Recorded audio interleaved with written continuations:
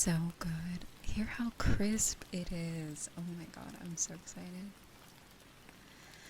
Okay, give me one moment. Maybe I'll turn the game back on. My bad.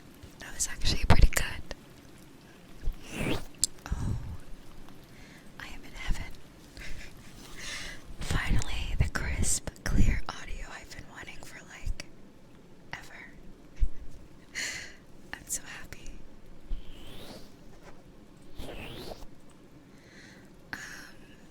But yeah. Hello everybody. And yeah, I changed the colors of my ribbons and my eyeballs. So yeah. Halloween edition. Hello, hello.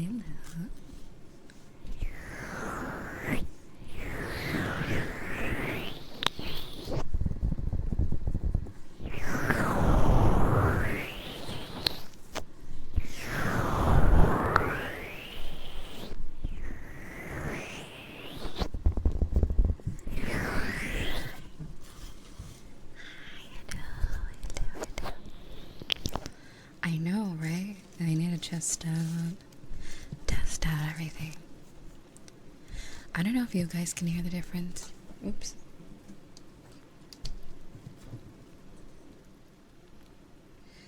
But I certainly can. Sort of.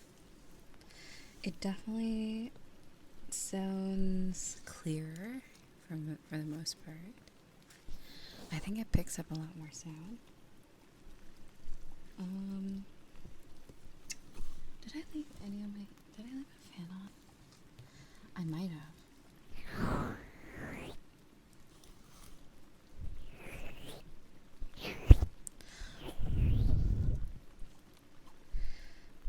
But yeah, it's great. I love this mic.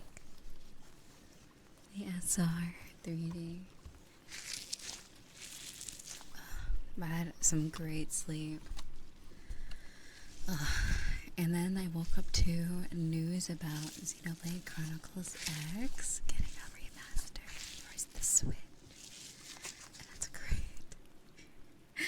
How's everybody doing today? So good to see you. 2 more days. Actually, 1 more day until Halloween. No, how's everybody? Hello, hello.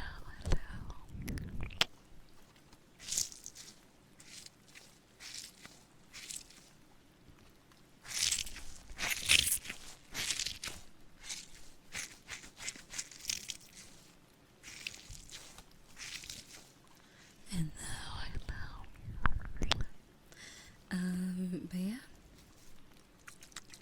Hopefully, throughout this stream, there will be not much buzzing. Noises. Let me see.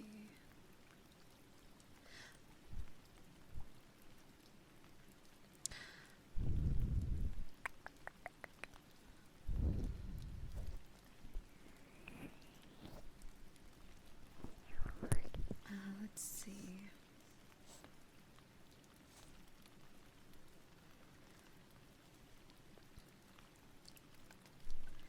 There's a few buttons on it too as well, but I don't know what those do. Let's see.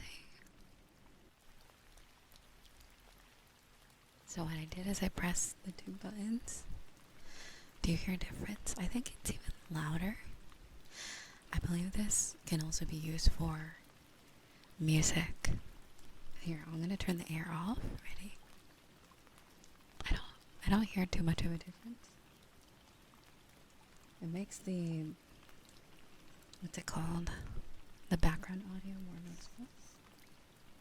Background noise.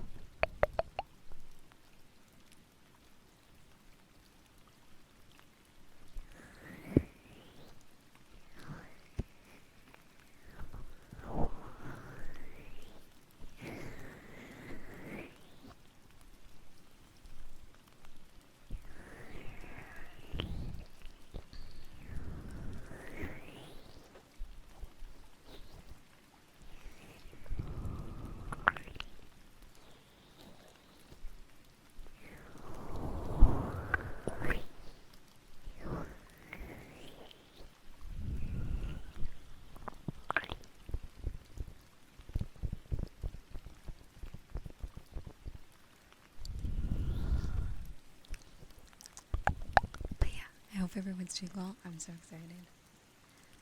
I hope everyone had a good... I guess I saw you guys earlier, technically. So how was everyone's day?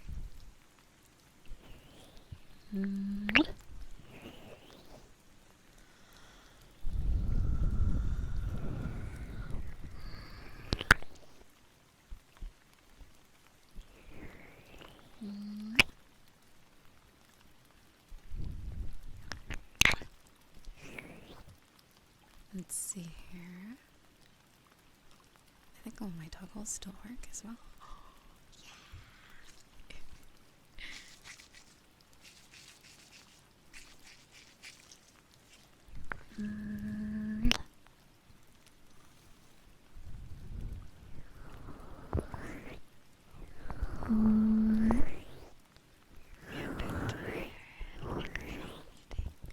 Oh, I bet, Gargan, I hope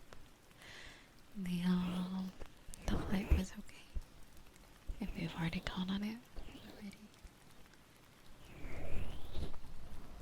already. Really? Oh no. Sounds scary, but I hope everything's okay, sweetheart. And of course you know to get your rest. So good. Oh, did you get a shot or something today?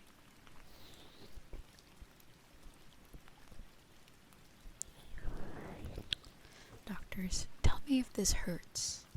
Gouges. They just like slap your knees and chat. Oh, I see. Let me know if this hurts. Wow.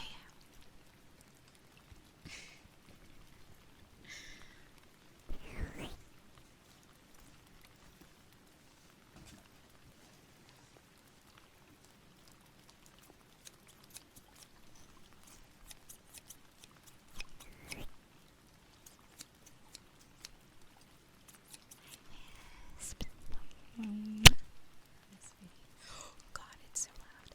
This mic. Okay, I'm gonna keep fidgeting with the settings here.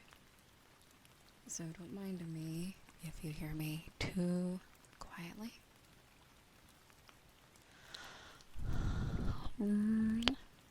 Or too loudly, I guess. Okay. Give me one moment. I'm gonna turn everything to 5. And see how that sounds. It does still seem like it's fine. This side doesn't seem as loud. Testing. Oh, they're the same. Okay. Maybe like 13%. I don't know what else to do. Maybe that much.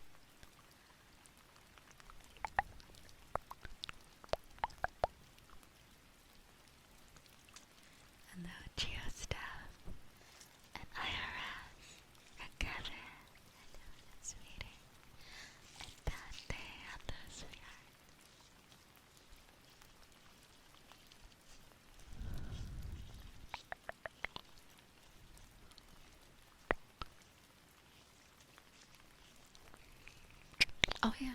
So today I will go live on TikTok. I'll try it out. Let's see if they let's see if they hate me today. At least the TikTok moderation system. Everyone over there is pretty nice though. Alright, let's try this out. Squishy, squishy.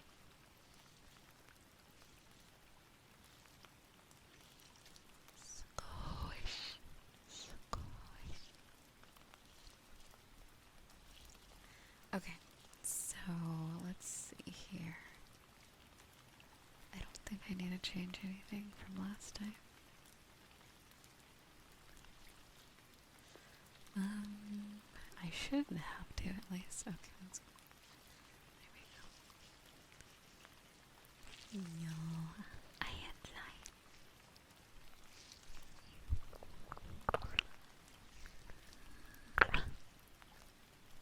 lying.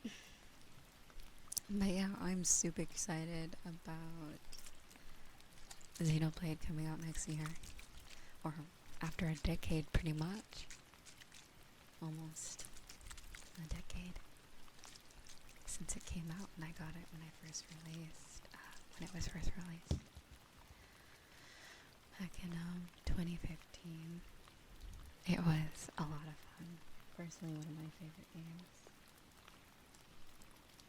Super duper fun. Also, I don't want to jinx it actually. I just noticed that my internet's been slightly better than usual. There we go. Than last week, at least.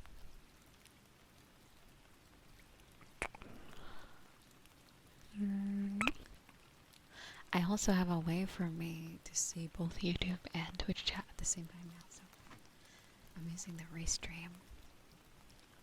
And I can see Twitter apparently. But no one talks on Twitter. So that's good. So all-in-one makes it way easier on my eyes when I put my glasses on. Restream.io. I really love it.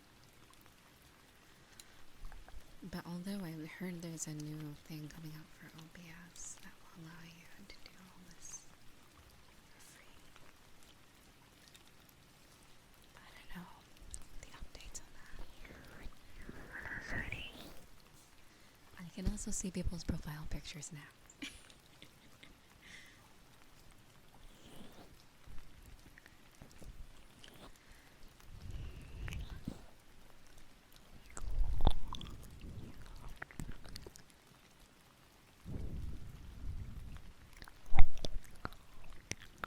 I wish I could change the color of everything. Let's see, settings. Ooh, appearance. Compact mode, what does that look like? Show viewer counter? What does that mean? Viewer counter. Show avatars. Colorize author names. Okay. Okay, well now I can't see your profile pics anymore. But at least I can actually see more messages on screen.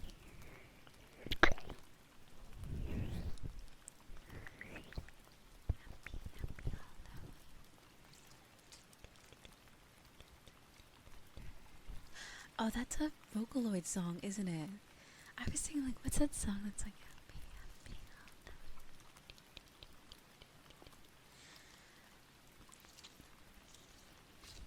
am I crazy? There has to be. There definitely is a Vocaloid song. I think it's like Ren. Is Ren the girl? I think Ren's the girl. It's like Ren and Miku. Hold on.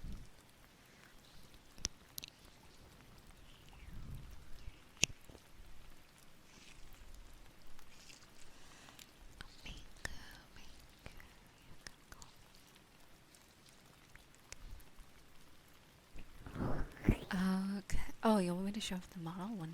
One moment. But sorry, I just woke up, so we're gonna have to deal with the extra mommy voice today until my vocal cords wake up. Or when I decide to drink more water. Which will be in a minute or so. Hold on. I don't know. I don't think this is a full body outfit. So yeah. That's what we're dealing with today. Wow.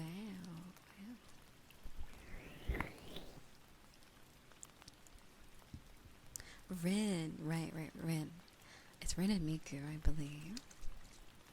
And the song is called Happy Alone. Maybe I should be careful with the hips, though. Is that exposed? I don't know, but they're close. Anyway.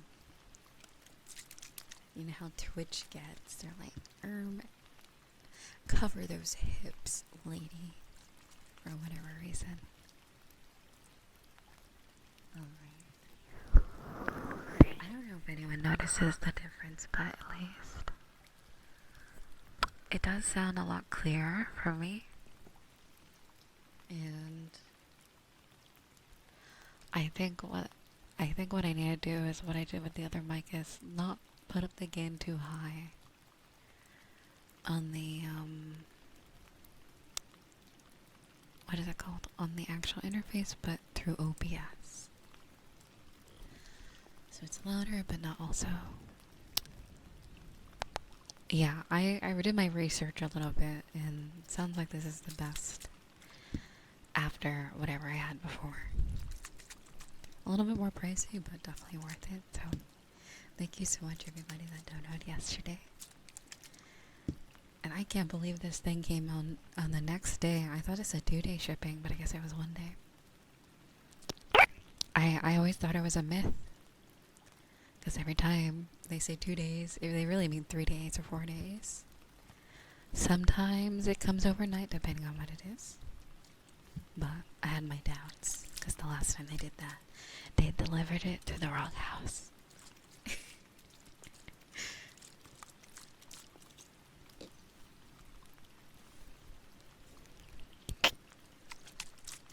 Or the wrong door, really.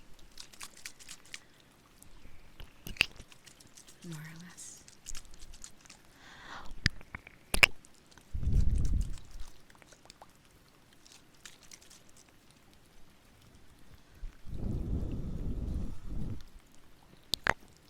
But yeah, I do notice.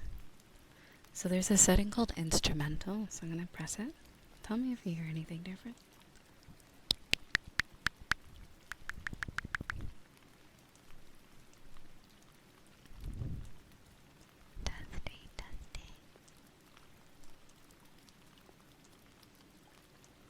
Then there's air. I don't know what air does, but I heard like in the setting, not the settings, the reviews. I guess it's important for studio microphones. Does it sound? It doesn't sound any different. Yeah. It might just be because of the microphone I have. I don't know. It might not be for it. But yeah, when I press the buttons, I don't really notice anything too crazy. So, it's beyond me. But either way, so far I have not heard buzzing or interference, so that's a good sign. Also, hello, Andra and David.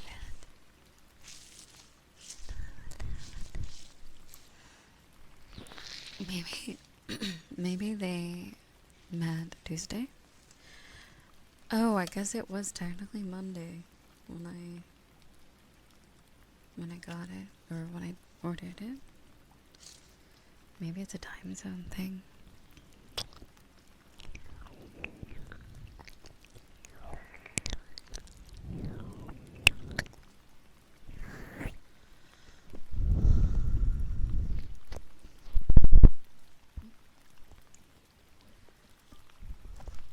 I also stole the little like fuzzy things that go on top of the ear microphone part of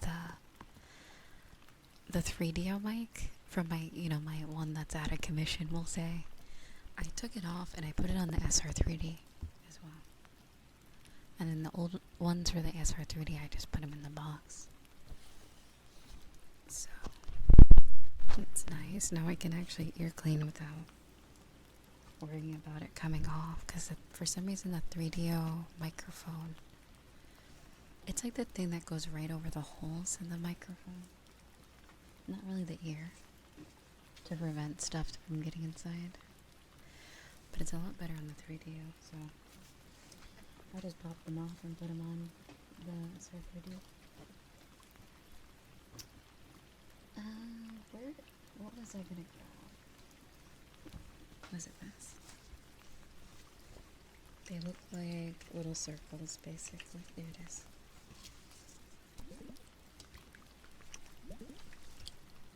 Alright. Let me put the ear covers on.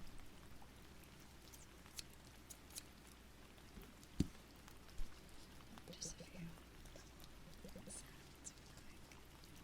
quick. Okay. So that's one ear. There's the other. Where's the other one? There it is. There's the other. Alright. Also, thank you for the follow. Welcome.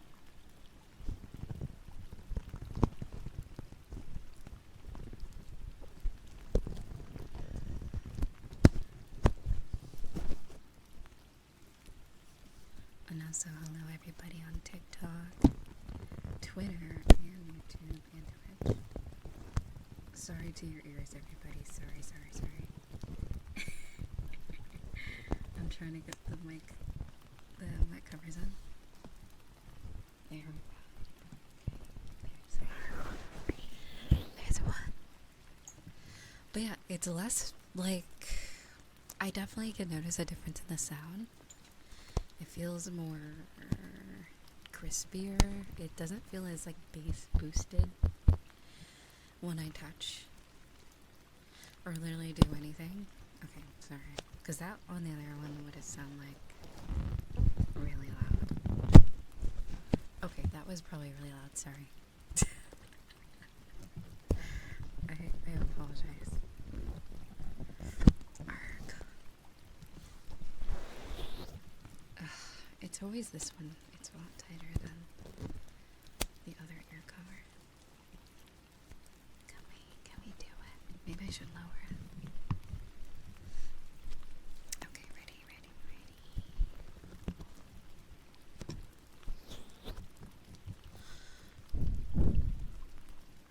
I mean, I wouldn't know. I try not to touch my 3DO too much. It's definitely not something you can fix on your own unless you're skilled or proficient in that type of thing. Typically, you would have to send it into 3DO to repair. And that's $80. I don't even want to know what it is now, because I remember back when I had to repair my 3DO back in 2022, it was $80.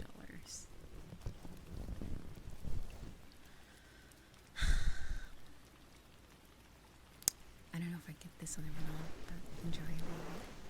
Punch the mic. I basically am right now. I am so sorry. Okay, I believe in myself. What if I turn it to the side? Okay, let me hear some heartbeat sounds. Okay, let me put it on. Imagine if this is I don't know, a glove of sorts. I don't know how I got it on before. I don't know why it's so difficult.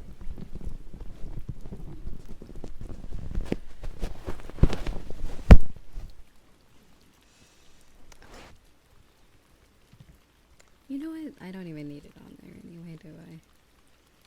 Psh. Silly.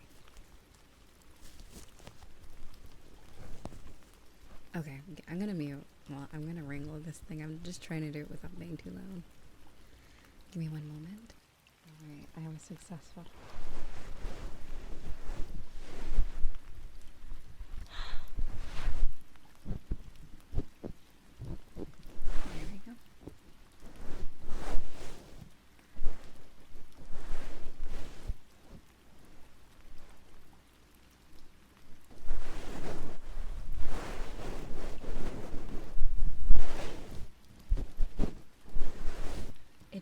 it's just a little bit different, I think, is what it sounds like. Just a lot crispier. Because, no offense to SR30 or anything, but last year I bought a bundle. It was, they give you their audio interface that they make, like they're branded. I forgot what is it called. Audio Intelligence is their brand, I think. So they gave me an SR3D case, the SR3D, and then the audio interface, their custom one or whatever. And God, it sounded awful. It sounded terrible. I wanted to get a new audio interface, so that's why I bought the bundle. But yeah, no. Because the mic would have been, I think, 400 Great British pounds. But it was 600 because of the case and then all the other stuff that came with. They gave me like an ear picking tool and like, I don't know what else. Yeah, basically not worth it. But the microphone was great. And then I've only ever had PreSonus.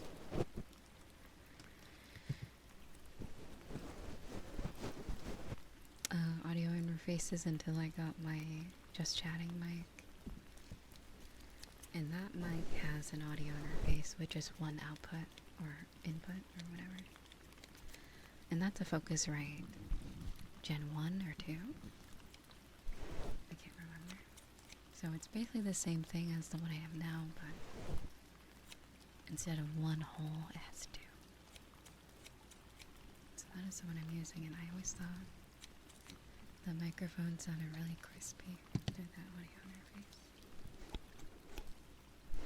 So, if there's anyone you know that's starting ASMR, or planning on getting a XLR microphone for ASMR, please recommend. Get anything Focusrite. Don't get PreSonus. Don't do it.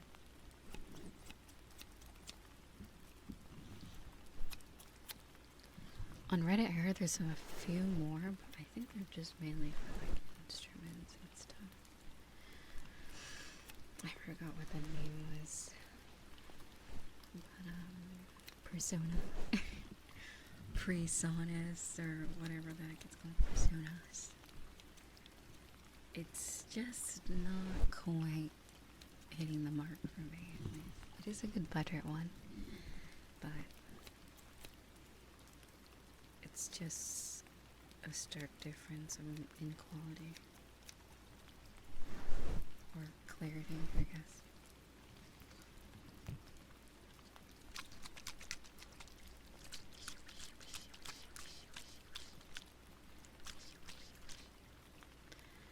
Alright. Do I have a bone to pick? I don't know. I'm debating whether or not to talk about it. I have a bone to pick with just like Twitch, but anyway.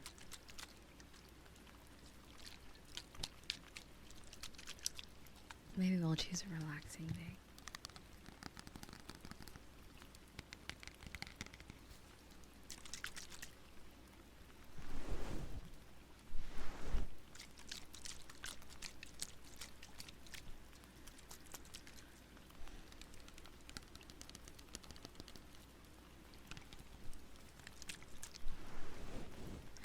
I guess to counteract my dislike for certain features of Twitch, I will counteract that with a compliment to YouTube that even on my week break away from streaming, I still grew my channel 500 subscribers because YouTube rocks in that regard, because even if you don't go live, your videos are still there.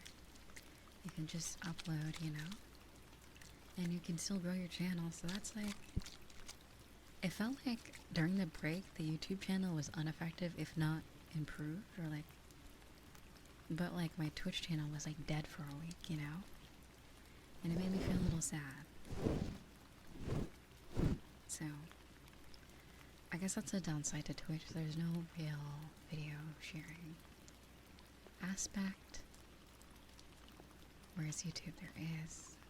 I mean, that's pretty obvious, you know.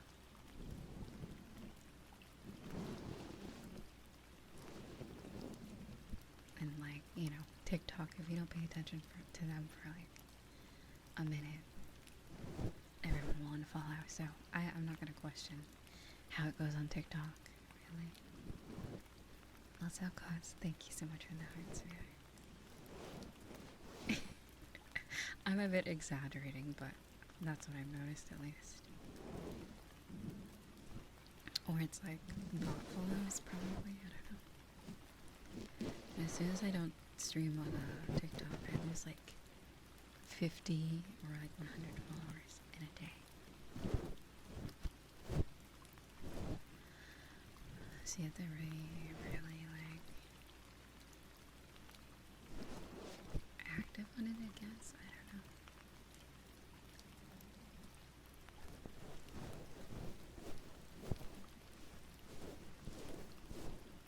Are you talking about YouTube or Twitch or TikTok?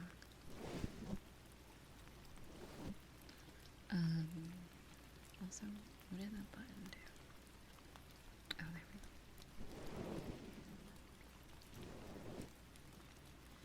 Hello, brother Nader. I haven't seen it in a while. How's it going?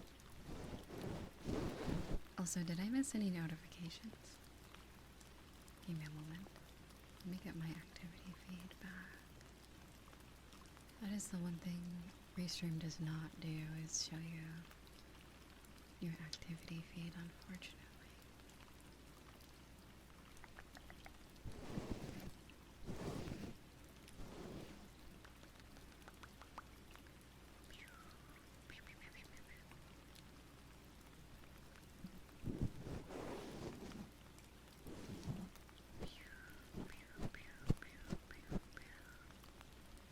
Alright, let me grab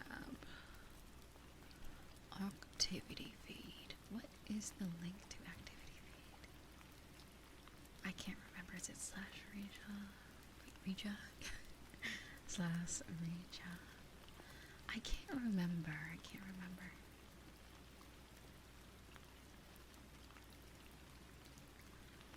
Okay, hold on. Isn't it like activity? Hold on, active.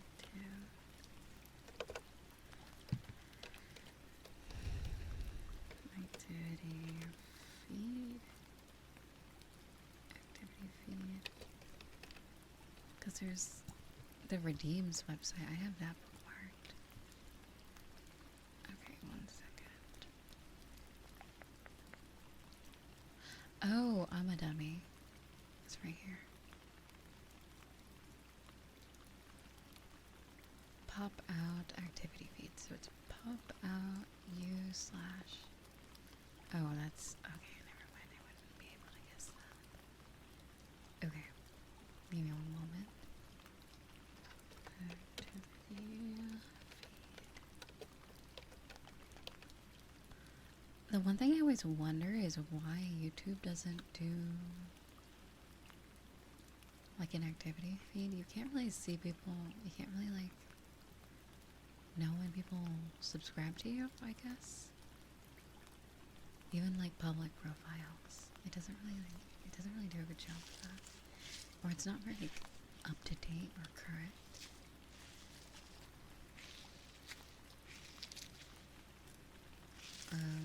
It's very delayed. Like a day later, I think it updates. Like the most up to date thing they have is like the live viewer count and the live subscriber count.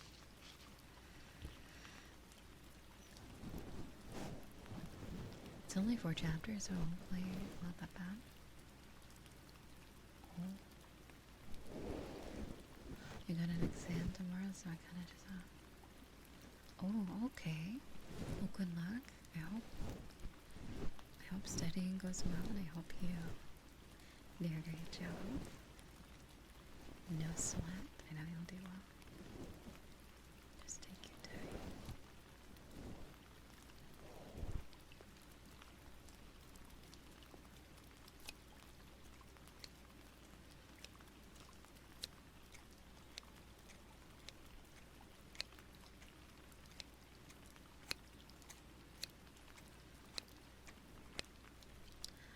redeems. Do I have redeems on? Hold on.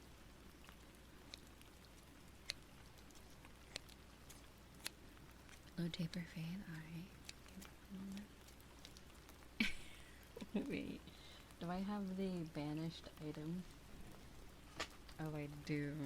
Let me get the clippers, guys. 1 second. Here. I got you. I am dual streaming. I'm like quadruple streaming or whatever. Yeah, let me get the clippers. 1 second. Yeah. Sorry, it doesn't catch my wink when I'm wearing my glasses. Yeah, it sounds just like clippers. Okay, 1 second.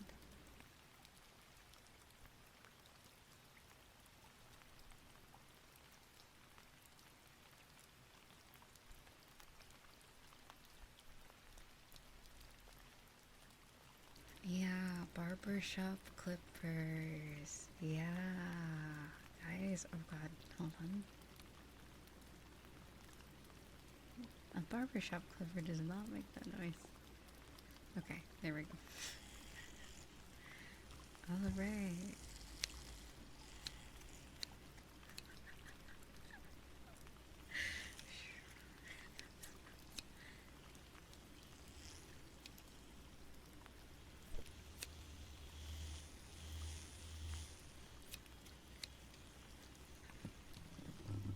I think it needs to be charged. It sounds like it's losing its like life force.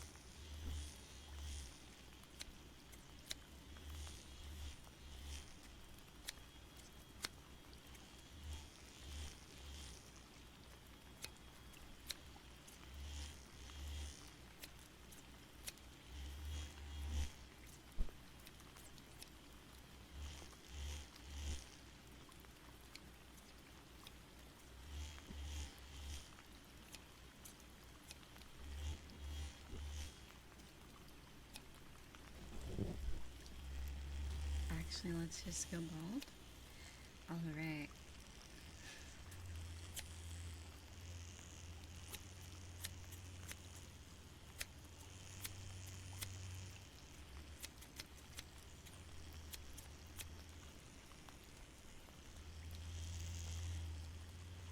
Yeah, let me put the rain sounds down just a little bit. Okay, I have one question for you guys. Do you notice the background noise as much? I'm turning up the volume though, by the way. I'm turning up the gain. I personally don't hear it as much. There's something about this audio interface. I think it's just a little bit more clear in that regard, or it doesn't capture as much of the background noise. Like obviously you can hear my fan.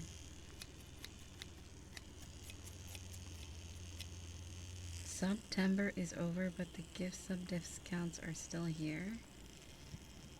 Wait, they want me to gift subs to my own channel?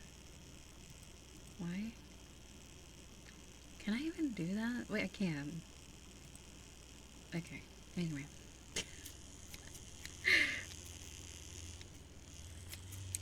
Alright.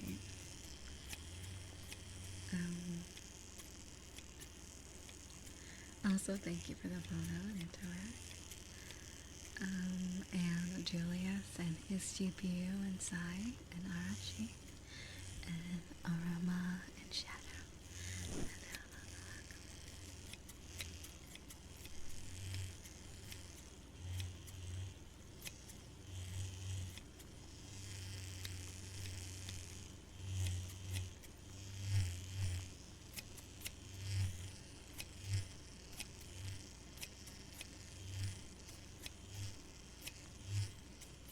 I will say, other than the horrid Twitch homepage on the mobile, it looks terrible.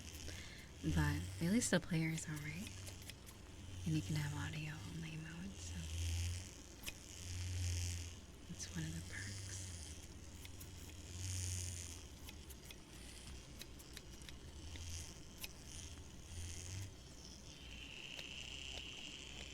Also, thank you so much, CI. Also, I hope you had a great birthday, sweetheart. I think you had a birthday earlier this month, but I think that was pretty much not really in the Discord that much at that point.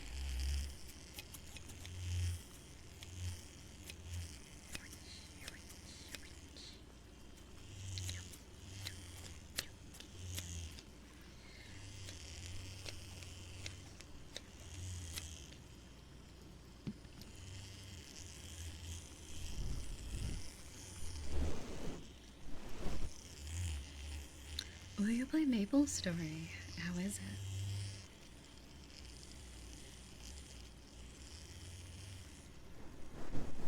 I know. Also, by the way, we have a birthday channel.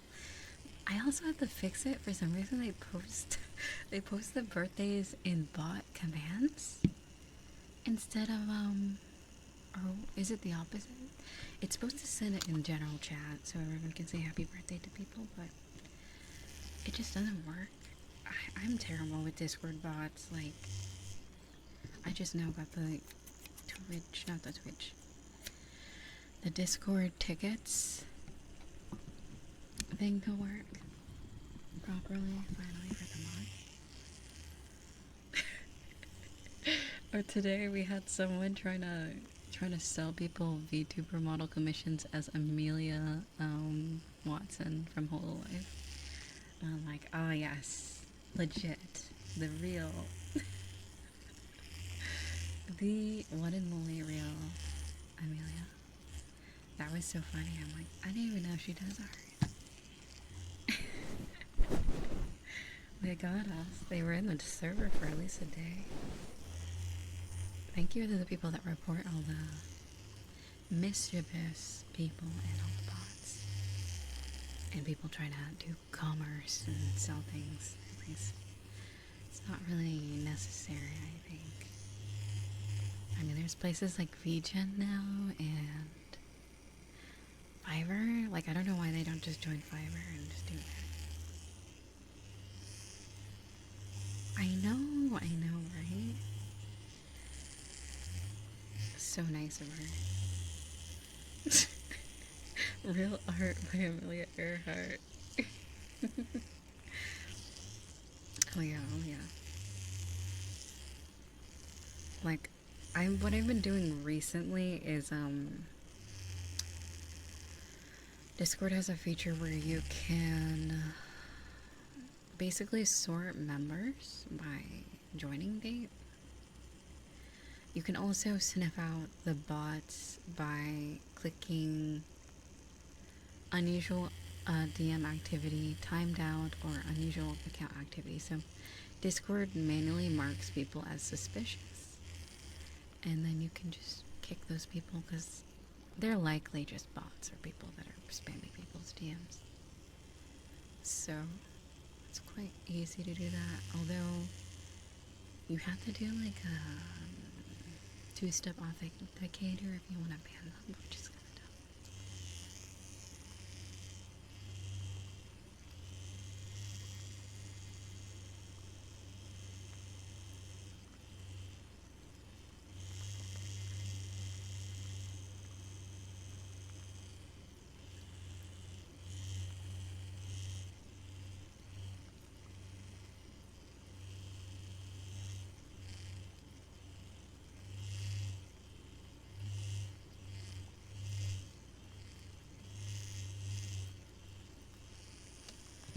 Yeah, it does a pretty good job, I'd say.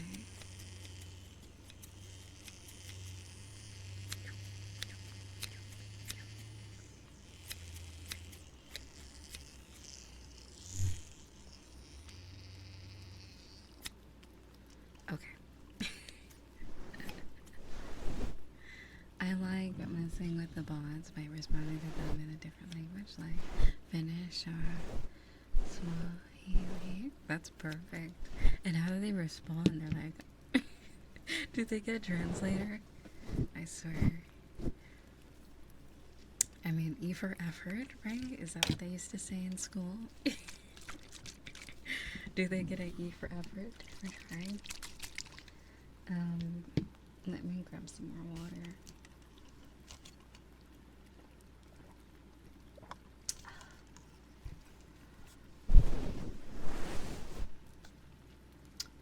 Anyways, I went to sleep feeling so happy. Like, I don't know. I love you guys a lot. That's all I gotta say.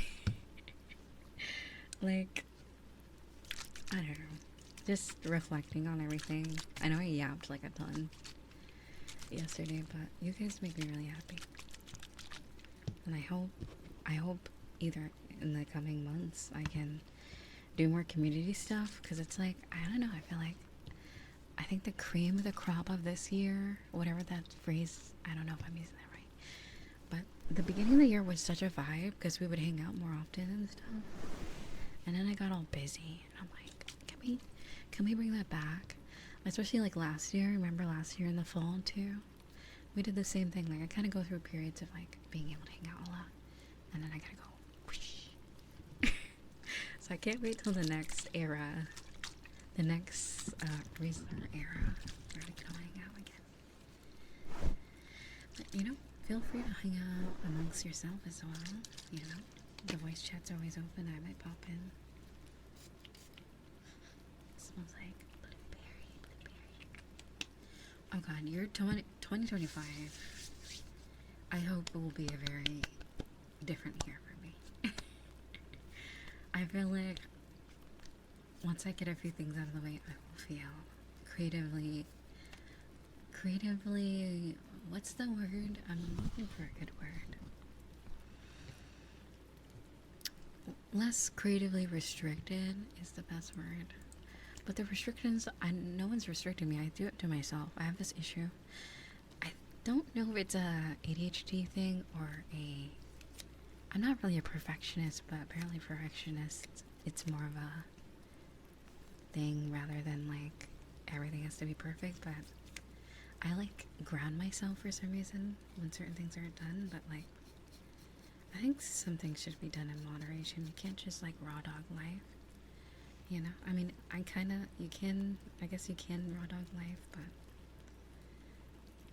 you can't just raw dog work, you know, not all the time at least. There's times for it, but ultimately I'm still a human being and it should be sorted out through overtime.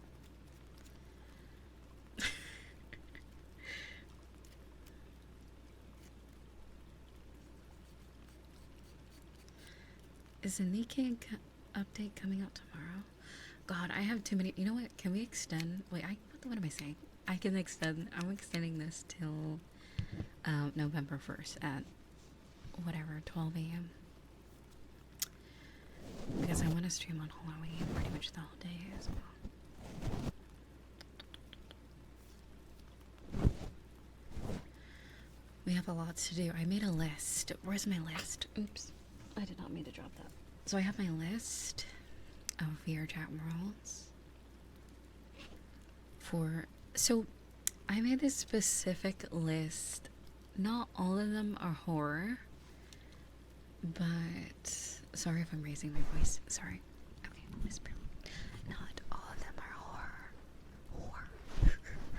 Not all of them are horror. But where did I save it? No, where did I save it? Oh my god. Okay, wait. I know one thing is like not YouTube. Windows usually.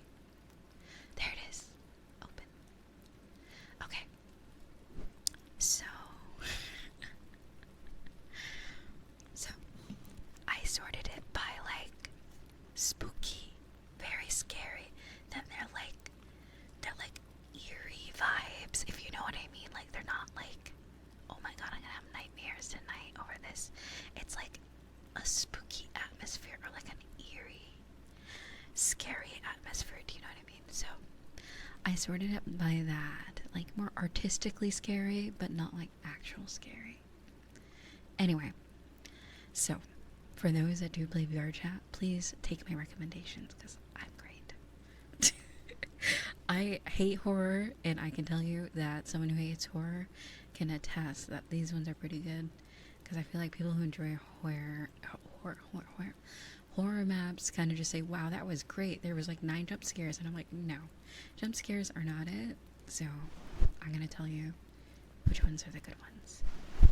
Thank you. I am a chicken, but I am an artistically inclined. I can see the vision that some of these people are doing, but it's also in VR chat and they're very short. Some of them. So surprisingly, one of them came from Summer VCat. That horror map in Summer VCat. Okay, why do I keep dropping things? Anyway, I'm gonna talk fast because I want to get back to the sounds. Here, I'll just post a list. I was gonna save. I forgot. The one thing I forgot to do was put the links to everything. That's what I was doing before I restarted my PC. But let's see. Okay. So I will kind of give you a brief description. I'm so on board with that for. I'm over jump scares. I don't like them at all. I'm tired of it. I'm glad people are on board too, because like it's kind of getting old. Okay. So here's what we got. The first one, obviously, you guys saw me do this months ago. If you were there, it's Poco PLM. So I recently discovered that. I think I told you guys about this other day. So Poco PLM had a horror map, and I did it on stream. But apparently, this Halloween they updated the horror map to be completely different.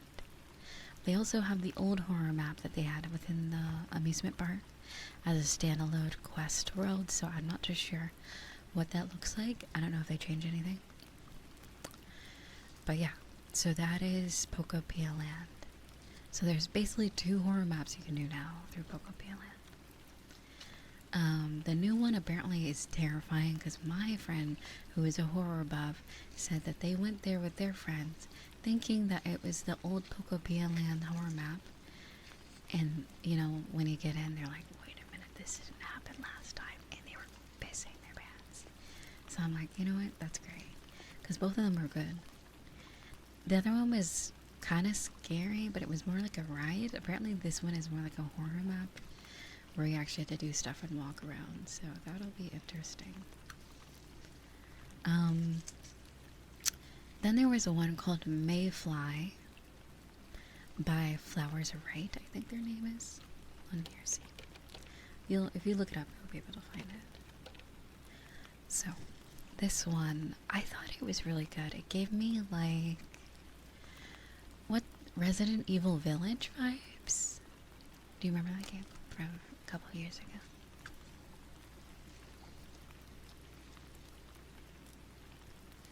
Did I say Terrifier? I don't know. Don't question my English. Terrifying. Sorry. It is terrifying. More terrifying. I can't speak. Don't mind me. So Mayfly, it's definitely it's giving Resident Evil Village, like, I don't know how to describe it.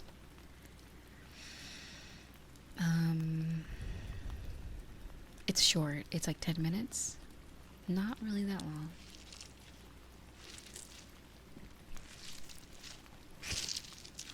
It's like an experience, I guess. So it could be the start off the day, you know? You start off the day with Mayfly, and then you work through all these other ones. So the next one I suggest is from VCAT 2024 Summer. Como Reisaki Village 1 and 2. So there's 2 worlds. There's called Hikikomori Tale and Komori Matsuri Tale. So they play hand in hand. So one world, you go to one world. You know, you look at all the VCAT booths, you look at all the avatars. Ooh, great. But at the very end, you're left at this door with a code on it. So you don't know the code, so you have to go to the other world, which is just the same world but with different, you know, player shops and stuff. Advertisements, you know how VCAT is. A convention, basically. At the end of that one, you go through this, you know, these long, I guess, stone stairs down to this, how would I say, caged area. And there's a girl there. I think it's called Vika-chan. They have like their own mascot. And she's haunted. She's possessed. Or I think a bunch of ghosts show up and they snatch you. So then you have to do this horror map. So yeah, I know you're left with a code basically at the doors, I think. So they need to go back to the other world, type in the code, unlock the door, and then the whole thing starts. So then horror map. You're gonna have to figure out which one it is, or I can do it myself tomorrow and tell you guys what.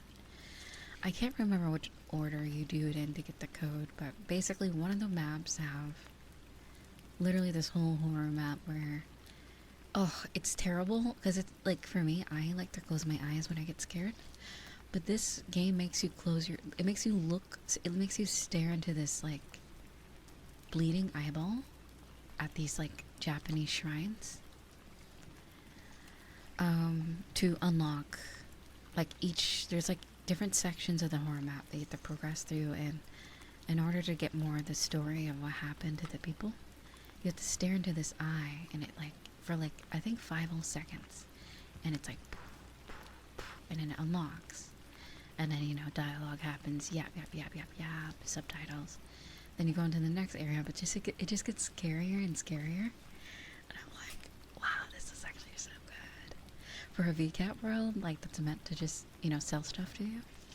It was great, so I recommend that one.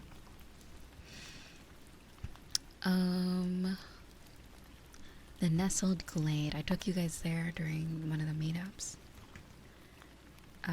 It's a sound-based horror game.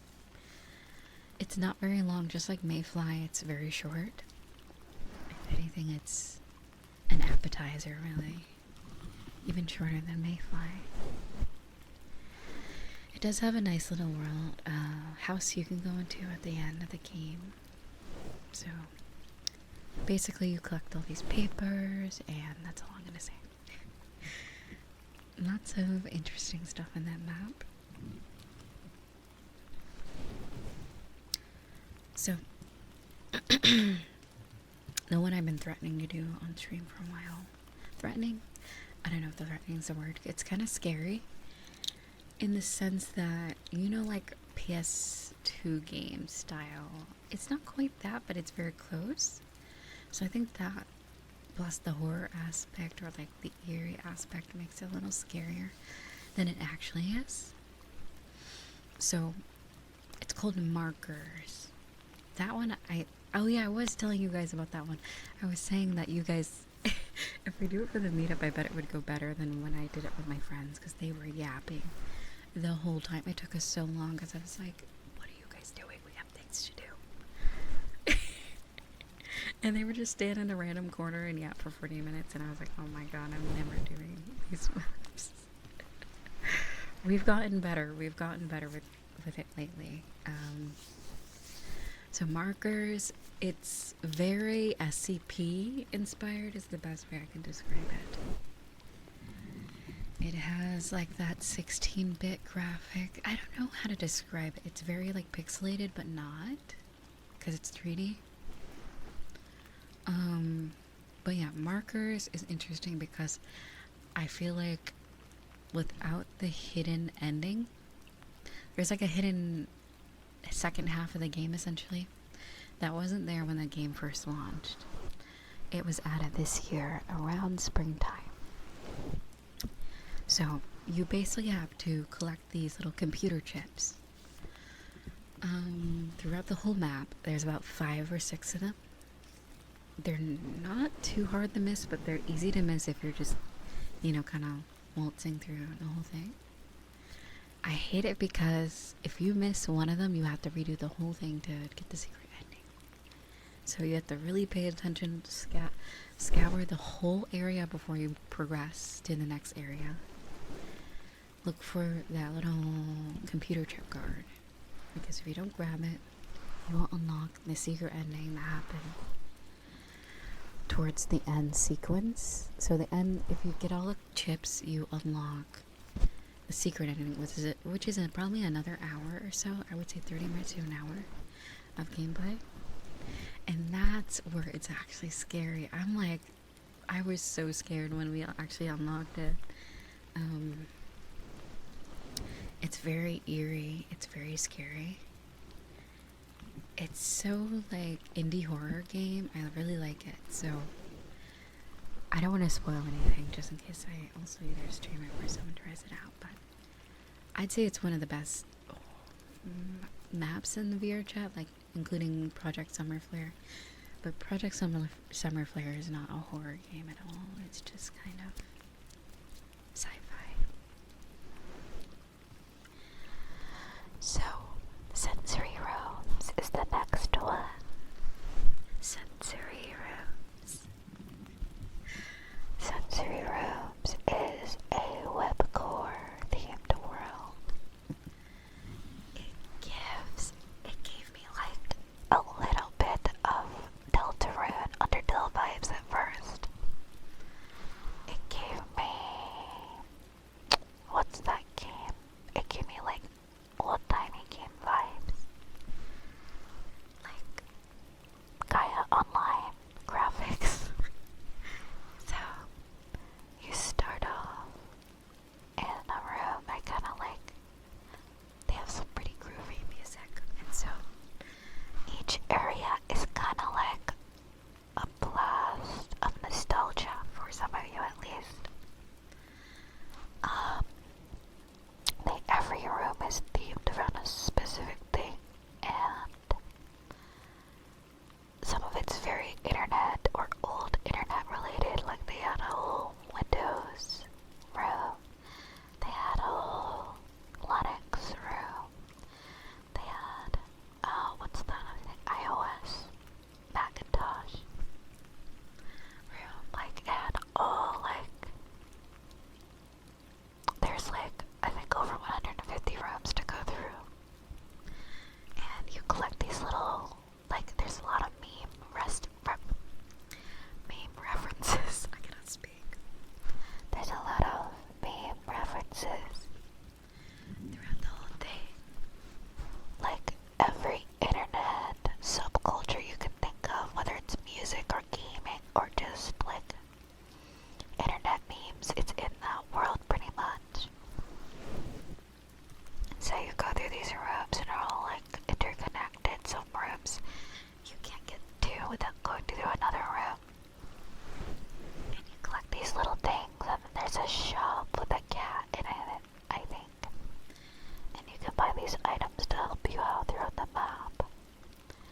And I forgot what the cores are called, like the little currency in the world, but like, apparently you can't save your progress unless you're a supporter of the author of the world. And I was like, no way did I spend 4 hours. I was in that world for 3 hours, 4 hours. And I was so sad. Also, hello girls. I hope this day went well. I hope you're relaxing. Giving yourself a bit of a break after your little monkey. So, the sensory rooms, honestly, I'm gonna put that number 1. I can't recommend that world enough. It's so good. I feel like there's just some people that get it, you know what I mean, with VR chat stuff. They know exactly what people are looking for, and they make a really good map that's just super creative. So that's what I recommend, is sensory rooms. Don't let the thumbnail scare you. It's not actually a horror map. It's just it can be eerie at times, but it's never like jump scare horror. I never liked that. Okay.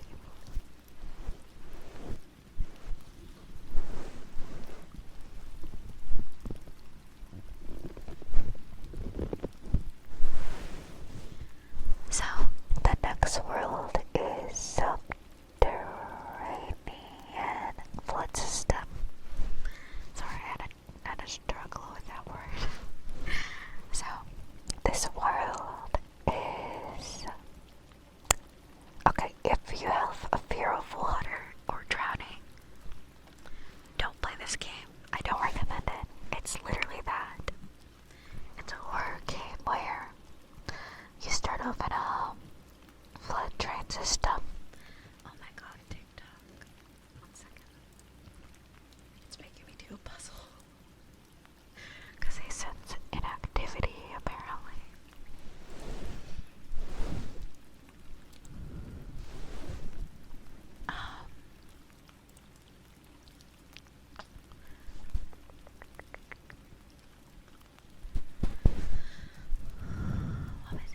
Also, me right, thank you for that.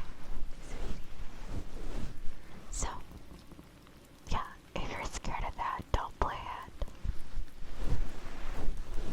There's also a game called Monsoon. I didn't add to this list because I felt like Monsoon. It was kind of not even horror. It wasn't even really scary. It was just kind of like you just walked through it. It was,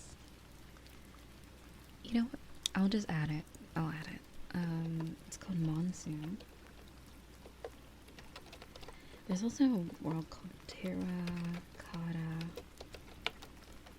Village. It's not a horror, but it's definitely... It gives you those weird vibes, if you know what I mean. Another world I can suggest, I went there on stream. It was the most cursed day stream of streaming ever because my live stream would not stay on. It's called The Jungle. The Jungle, if I was German. Also, Kevin, Layla, King of the Jungle. Okay, but yeah, back to the subterranean flood system. I thought it was pretty cool because it's pretty simple. You just figure out a way to get out of the flood system the whole place is filled with water. So there's a lot of weaving paths, a lot of tunnels. Eventually you get to this area where you're like, oh, clearly that's the exit. No. But then there's another area, you're like, that's clearly the exit, right? And it's like, yeah. We have to get up, have to crawl or climb. Well, if the water is high enough, honestly, you just gotta swim there, but sometimes you're really fast, so you have to wait till the water rises. You have to wait till the place fully floods to really get access to that door or hatch.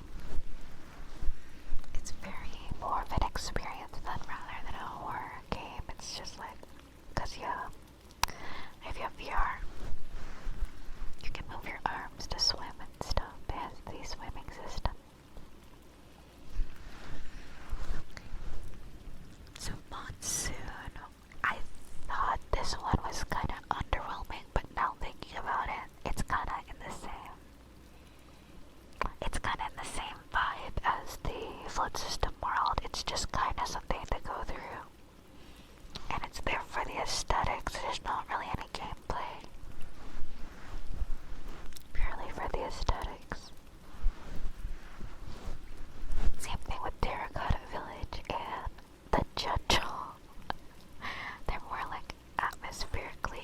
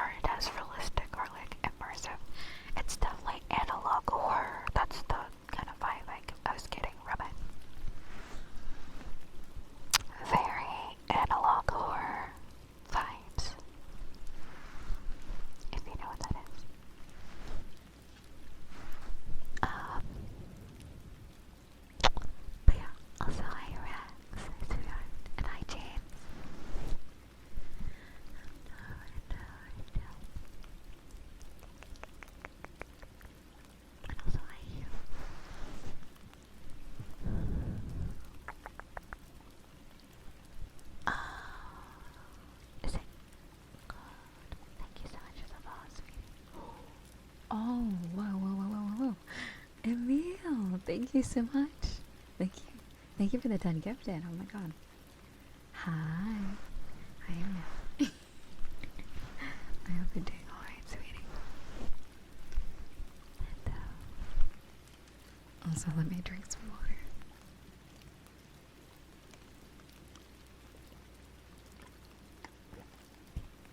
Gulp.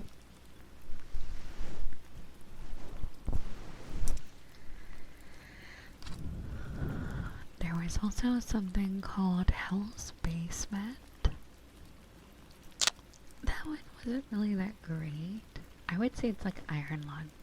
Not that Iron Lung is not good, but it's very, you really gotta wait till the end to really feel anything, I guess you could say. Oh, Iron Lung has situational scariness, I feel like. Whereas this world, it's just dark. You can't see shit the whole time. Hell's Basement, Hell's Kitchen. Gordon Ramsay is at the end to chase you with a knife. Let me put Hell's Basement on there, actually, I guess. Yeah, I guess the final, it's underwhelming. I think if you're just, you know, on the last end of all the worlds that you went to, just go there, I guess. It's pretty short, if you're not scared. Raw. Hell's Kitchen World. But yeah, peak is markers and sensory rooms and Poco PLM, if you ask me. Those are peak gameplay. I think the VCAT thing's really cute and stuff. It's like trying to be pretty cool. So I think that's also pretty cool. Mayfly is also good, but it's too short for really. It's too short, I feel like. The creator also has other horror maps that are really good apparently, but they're like 4 hours long. I'm like, no. Absolutely not. And also, Amelia, hope you're having a good day so far. We're relaxing. This calamari is so raw, it's still telling SpongeBob to fuck off. Oh my god. Has he said that? Is that an actual quote? That's hilarious.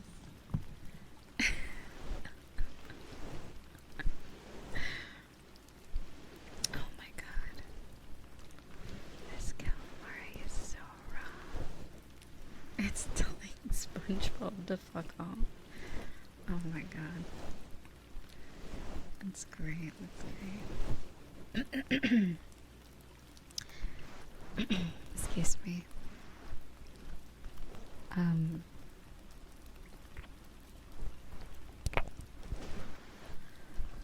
But yeah, that was me and my yap sash, my daily yap sash. You know how it is, I guess. Sorry.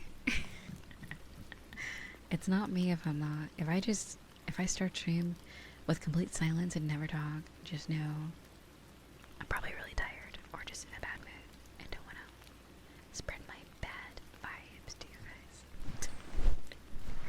Or just kind of like, there's just days I'm not that talkative, so.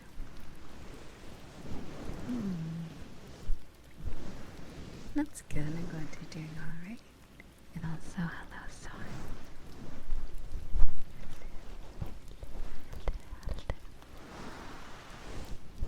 Dude, have a good night. Well,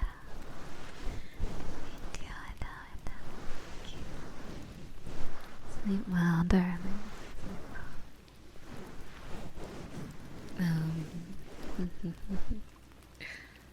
But yeah, I'm not too big on horror maps, so although I feel like my tastes are refined, I'm good at finding obscure worlds, but they're just not that scary. I think the scariest one is probably Mayfly. Maybe the Poco PLN one, the new one I haven't tried out, so good luck with that one.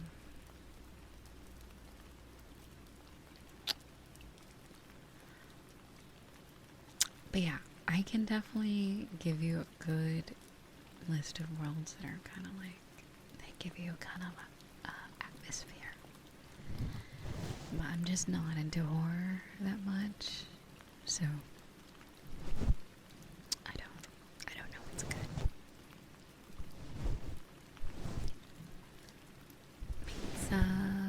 Pizza and duct tape fixes everything with funny. That is kind of true. I think duct tape patches up a lot of things, and then pizza, even a cold pizza is kind of great, if that's what you need. I think it was on either Instagram or Twitter. I saw a post about, I think this person was in Canada, and apparently they shred the pepperoni before they put on the pizza, and I'm like, that's kind of a vibe though. I kind of like that idea. And I'm like, that's not a bad, because it kind of like meshes with everything else pretty well. So I never thought about that. And it also prevents restaurants from stinging out with the pepperoni, you know? You kind of get an even coat of pepperoni on your pizza, if you like pepperoni.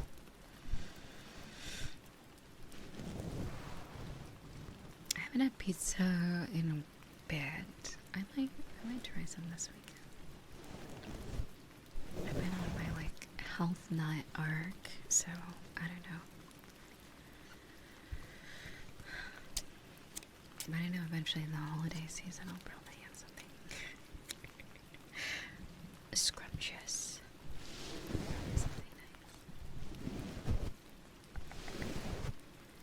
Maybe I can do. That'll be interesting visiting my family. I don't know what type of. I mean, I could probably just send you dog videos. Dog pics, dog videos. That's all I can really do for you guys. In the Discord when I do visit my family. Doggo pics.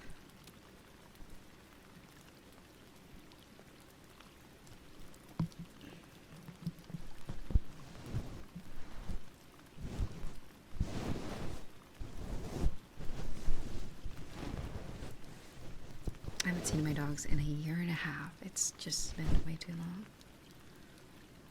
Apparently, did I tell you one of them were bald? Oh my god, that's so funny. I mean, it's not funny, but it's funny now that they're better. Not funny when they were going bald because of skin rash, but now it's funny because they're all better now. They're slowly growing their hair back, but they look so silly. They look so silly, like a balding old man. It's so goofy. But you're still adorable and cute. I love my dogs a lot. And no raptor. And no winter, because they're not that old of a dog. I think they're considered middle-aged. Maybe senior, I don't know. But they're definitely not the age to be losing hair or anything. So it was just a bit silly seeing them like that. No raptor on the winter. Thank you so much, sweetie. And hello, Omara.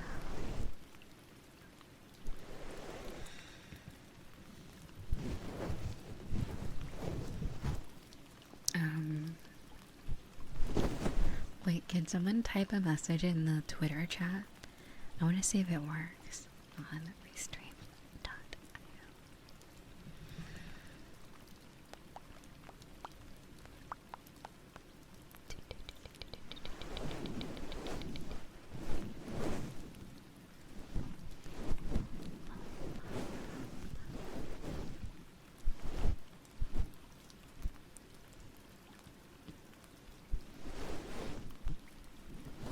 Also, we'll be doing web fishing before I go to bed.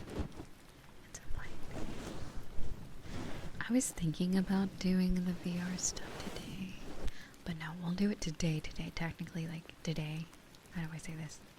The 30th and then the 31st. We're gonna extend the extended stream to one extra day, because you know me and my sleep schedule. You know what it is. So.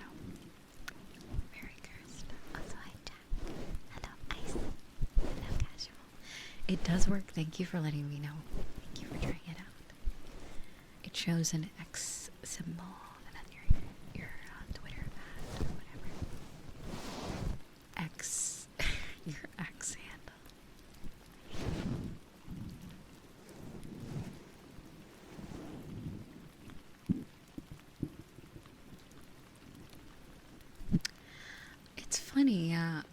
people have the idea that pizza is unhealthy.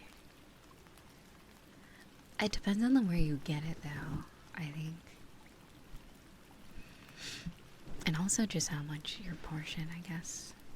Ultimately, you can eat something unhealthy, but as long as it's in moderation, it's typically fine.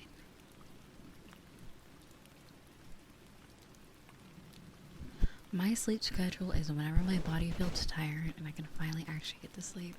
Because I said I ended stream, you know, remember, like, I streamed for 5 hours and I said, good night, guys. It took me, oh my god, I don't even want to know, like 7 hours after that to actually get some sleep. I just could not get to sleep, so I did everything else that I could while I was just, you know, AFK, and then I finally was getting tired enough to sleep.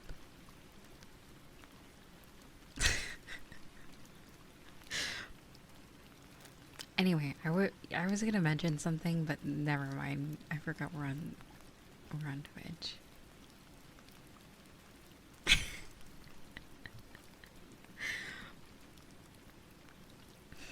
Anyway, you know what? Anyway, don't worry about it. Don't think about it too much. All I gotta say is that there's a variety of sleep methods, things to help you fall asleep, and I'm not elaborating. But that's typically the final straw.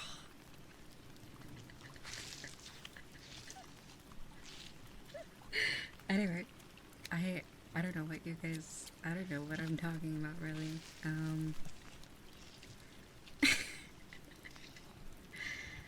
I really don't question me. I am not smart. There are many sleep remedies. What?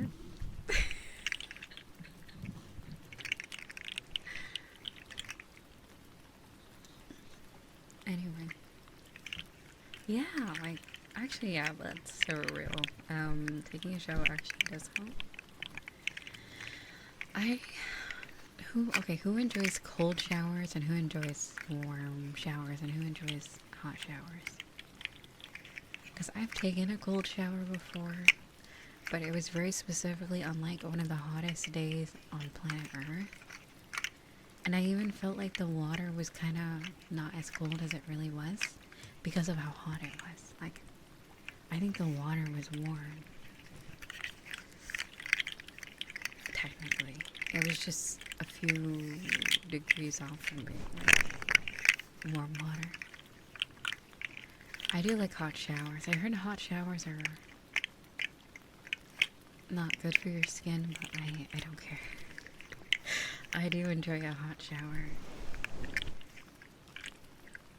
Or like working up to a hot shower. I don't immediately like go scorching hot. I kind of like, you start off with like, you know, warm water and then you just crank it up.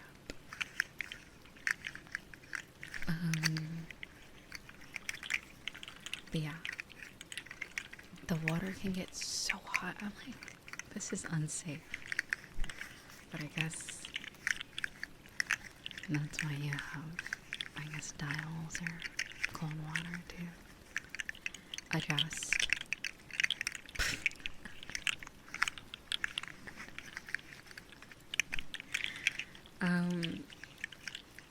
What was I talking about before? I forgot. Right. Yeah, like today I think I'll do better with trying to get to sleep. I think. I don't know. I don't know what causes me to fall asleep, but I know there are some cheat methods like melatonin that will help you fall asleep. And other sleep remedies.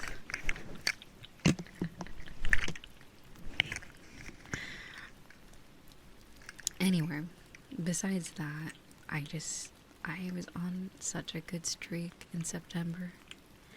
I miss being able to sleep normally. It's irritating my soul.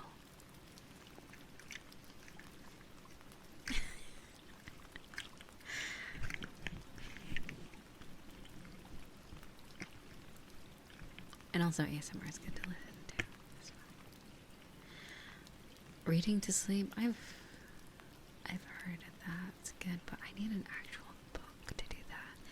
If I'm on my phone, I would not be able to just fall asleep. I'll just start browsing the internet, or I don't know, the phone screen might keep me awake for too long. Also, thank you, Spice.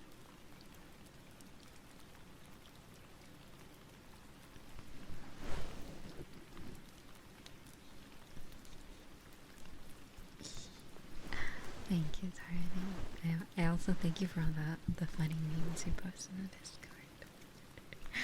What was the recent one? It was the warheads. Oh my god, that was funny. Baby girl, I'm like a warhead. It's like the starling edited on the face. Or like, hold on. It's someone's face edited on the starling. Oh, the B movie. Barry from the B movie.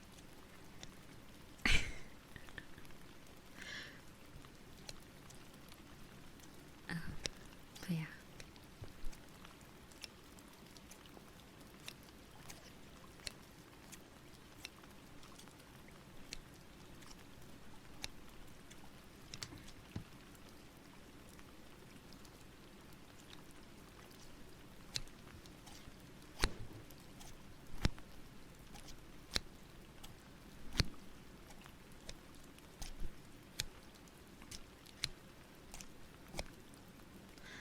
It's funny,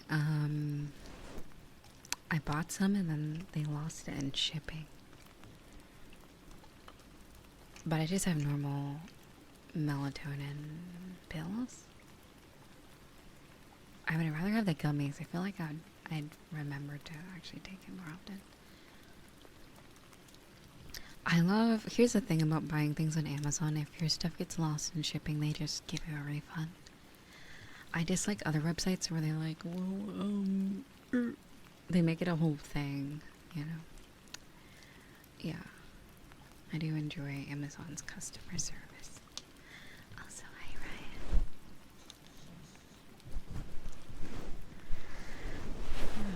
Ryan. Yeah, they have gummies. They have just, you know,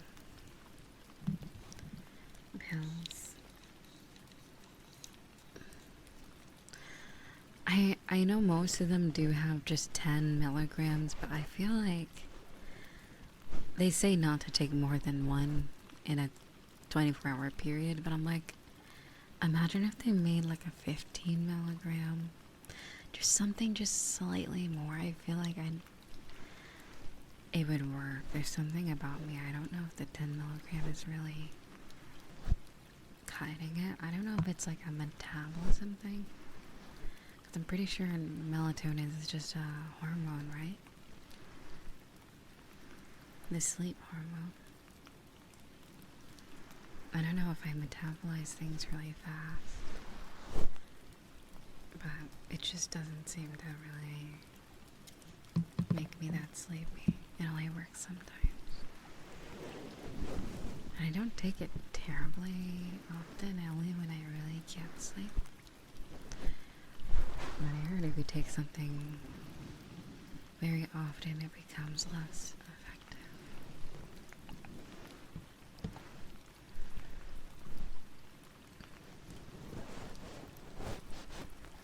Does it? Okay, so it has the opposite effect?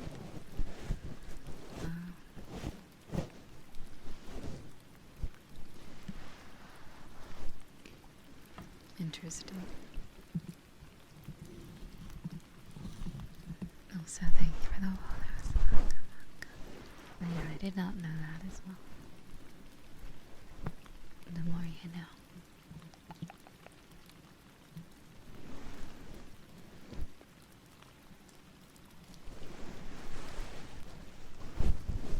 But yeah, today and tomorrow I'll do the VR stuff, and I'll try to go to sleep as soon as possible.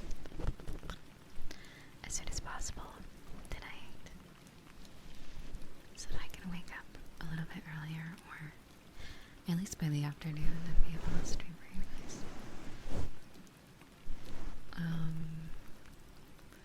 I don't think today I'll do the horror stuff. I'll do it on Halloween. Today I'll do VR ASMR. I don't know what model I use today. We have so many choices for Halloween. Really, for 2 days? That interesting. I wish. If I could sleep for 2 days, that'd be great. That's like a time skip. But then I would miss a lot, I feel like. But then I wouldn't really catch up on sleep. I would probably just wake up as tired as I started. I don't know.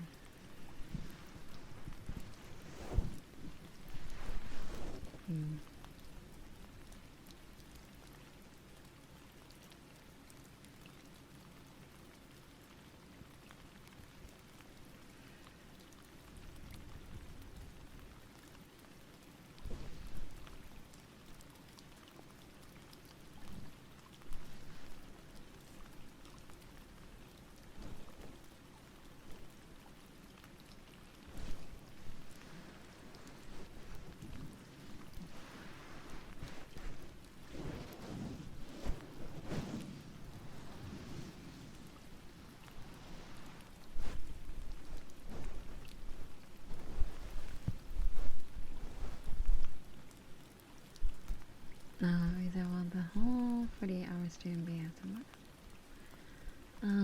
I think for the well, I've added on a day technically, so yes, for the 48 hours stream, it will be all ASMR.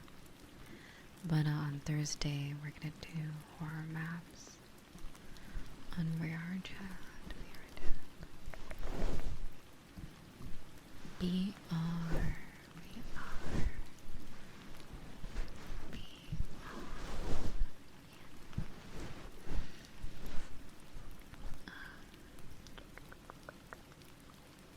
But yeah, that is ultimately the plan.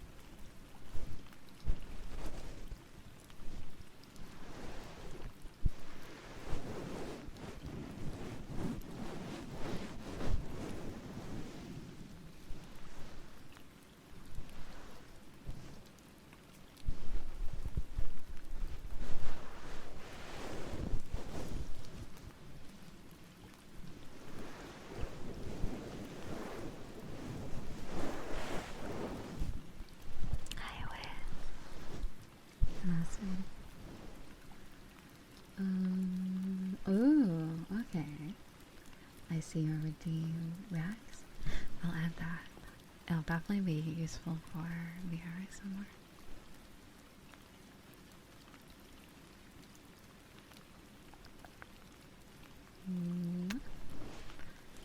Okay, where is redeems?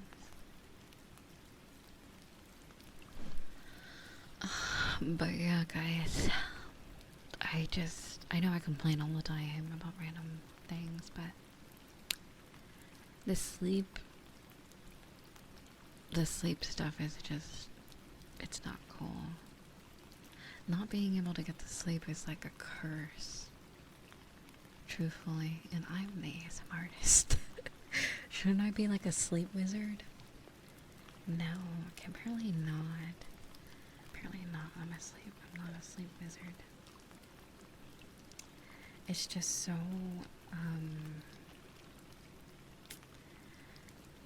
it's just cursed, truthfully. As someone who, I feel like sleep isn't just for the rest. I feel like it gives me a brain, I mean, it's probably for everyone. the brain reset it gives you, because I go nuts. I'm a crazy person when I don't get sleep. I mean, I'm already crazy. Me without sleep, good luck. Good luck. And Skull, hi sweetheart. Well, yes, technically my sleep is better now because of that spice, but it's just fucked. I think my sleep schedule, my circadian rhythm or whatever is just absolutely fricked. And it didn't just start with that. I think it's always been fucked up since, I mean, honestly, since like the past 3 years, ever since the last job I had, I used to wake up at 4 a.m. And like, it's not, I feel like my night owlness, although I'm a morning person, my body is just more inclined to just be a night owl for some reason. And it's just never stopped. I've just been able to pacify it in different ways over these past 3 years. Like, I don't know, blackout curtains. Oh, whoops, sorry. Before we move, we had blackout curtains at some point, or just, you know, various methods of trying to get to sleep on it at a timely fashion. It's more of like, I can, like, I'm a heavy sleeper, which is ironic. Once I go to sleep, you're not waking me up until I wake up myself. But the getting to sleep is like the most challenging thing.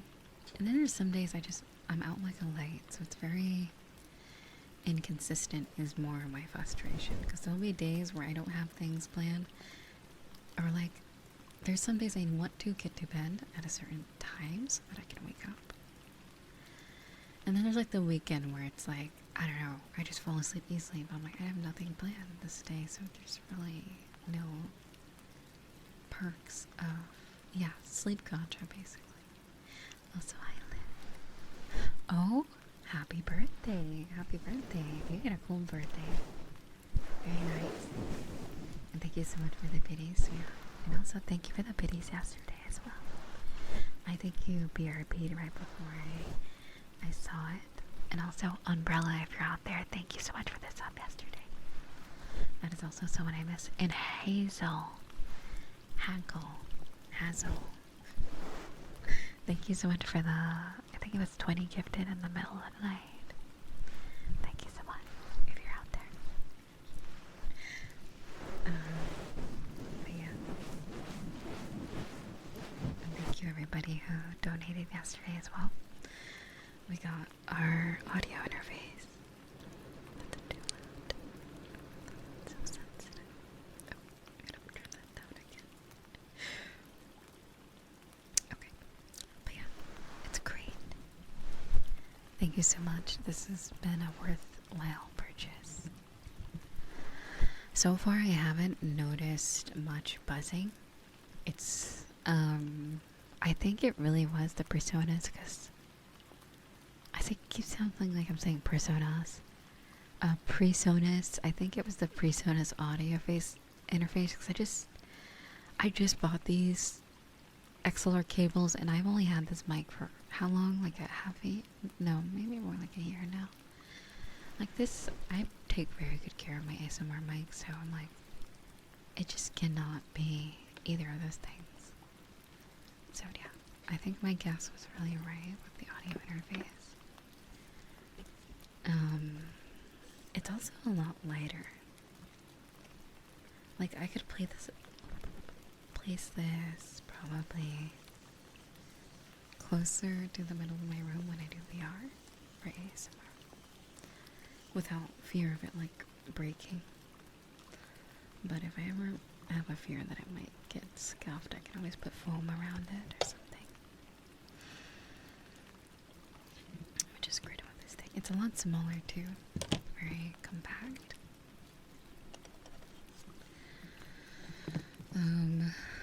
The sound is super clear. That's the perk of this thing. It's very, very clear. Scarlet 2i2, I think is what it's called. Great. I always found that staying awake until exhaustion and going to sleep at a reasonable time was a good way to rest. The body clock, but the matter of consistency is which is the hardest part, because what responsible adult wants to sleep to a schedule?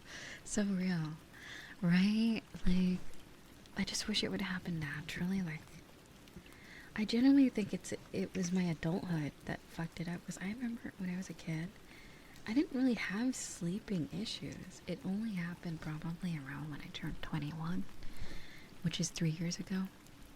So, like, I think it's whatever that job I had back in 2021 fucked it up forever. I genuinely think so.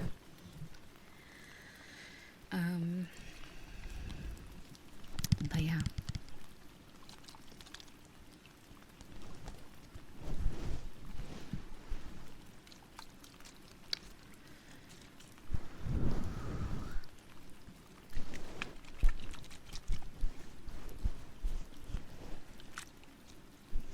But yeah, I think the mental restoration, or kind of just relaxing your brain, is the thing I seek the most when I sleep, which is why I've been starting napping. I don't necessarily nap to get rest. Sometimes there is times where I just need to like redo sleep, like a speed run to get better sleep, you know what I mean? So I'll sleep real quick, like a quick nap to kind of reset. But that reset isn't, it's mostly just to get my brain right. I feel like there's just days where I just get terrible sleep and I'm just not, my brain's not all there. That as well. I heard that exercise as well does help. But that's the thing, I feel like lately, at least compared to last year, I'm more active than I was prior, but like, I just don't know if that even reset. Is that my new name? Reset. I just don't know. I think it's beyond that at this point. It's like fricked. Like, I think there's times I think I described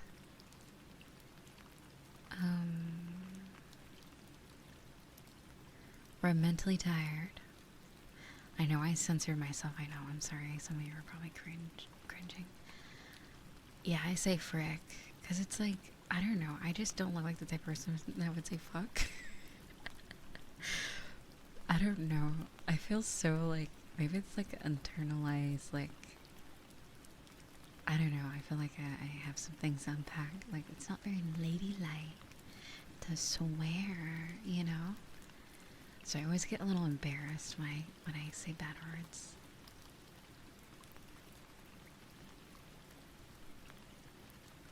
Say frick. Also, bad day. Thank you so much for the tips, sweetie. Thank you, thank you.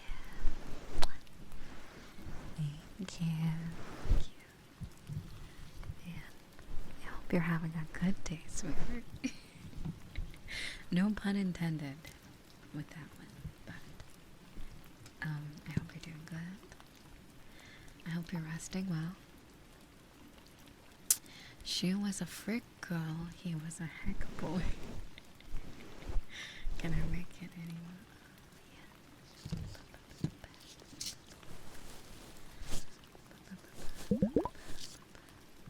That's great. I go to sleep at 10 a.m. and don't remember the last time I saw. Oh my god, right. So wait. Oh, so you sleep through like the daytime. That's such an interesting.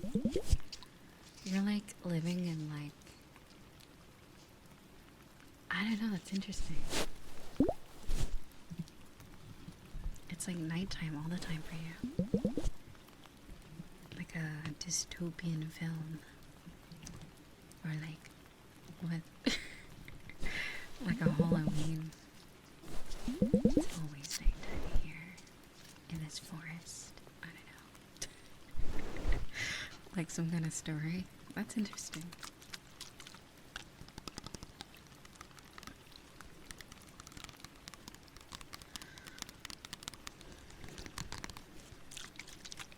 I know the phone. That's the thing. I've tried to stop using my phone. Okay, you know what? We need to bring back Kindles. You remember those? Remember the paper Kindle? Do they still make those?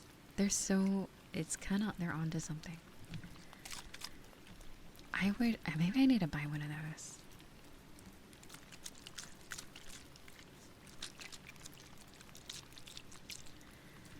Cause like I used to have one like many years ago. I think that was like the first device my parents ever let me have because it was a reading book thing. They're like, well, it's not a phone, so we could get this for you.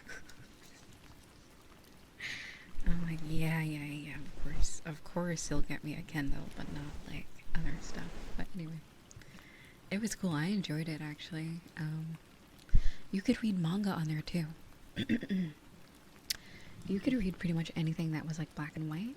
I mean, obviously, I remember that was like back in the olden days too. So it had this little internet browser thing. Like I could use pretty much most social media except YouTube. But then the main, I think you can buy graphic novels is what they call them. They're basically manga. It's the same thing. Graphic novels, manga. I think you can buy graphic novels, and that's in secret. I would get those as well as just the summer reading or just books that I had to read. Yes, the olden days, as in the 2000s or 2010s. Yeah.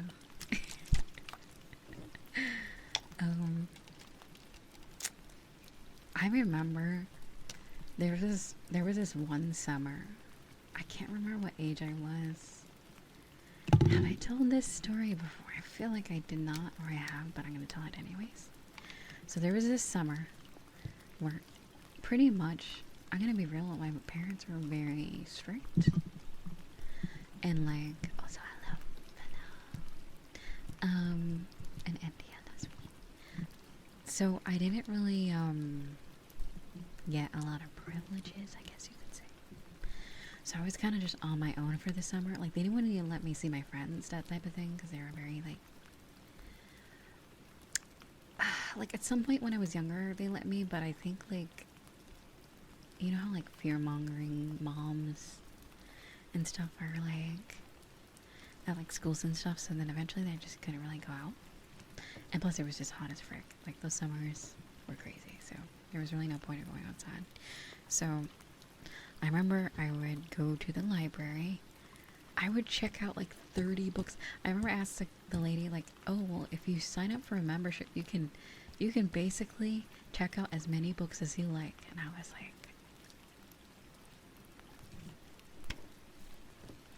this is also back when I didn't have internet access, so I was like, I gotta do something with my life. So I literally draw, like, I think summer's like 2 months and a half. I basically drew, whatever the word is. I was a bit of an artiste back then. Still am, but I just don't draw as much. So I drew and just read books and read manga that whole summer. And I gotta say, that was the most, like, I think it definitely it's like a core memory for me. I can't remember what summer that was, but that was such a core memory for me because I started reading a manga called Black Clover and Yotsuba. Has anyone heard of Yotsuba? It's in the Lucky Star universe for some reason. I don't even know. But I never watched Lucky Star, but I read Yotsuba, and that manga, I can't. It's so great. I love it. But yeah, I can't remember a thing about Black Clover. I need to watch the show. I need to watch the anime. I don't know if Black Clover had an anime at that point. I think it was just a manga at that point. I can't remember what year.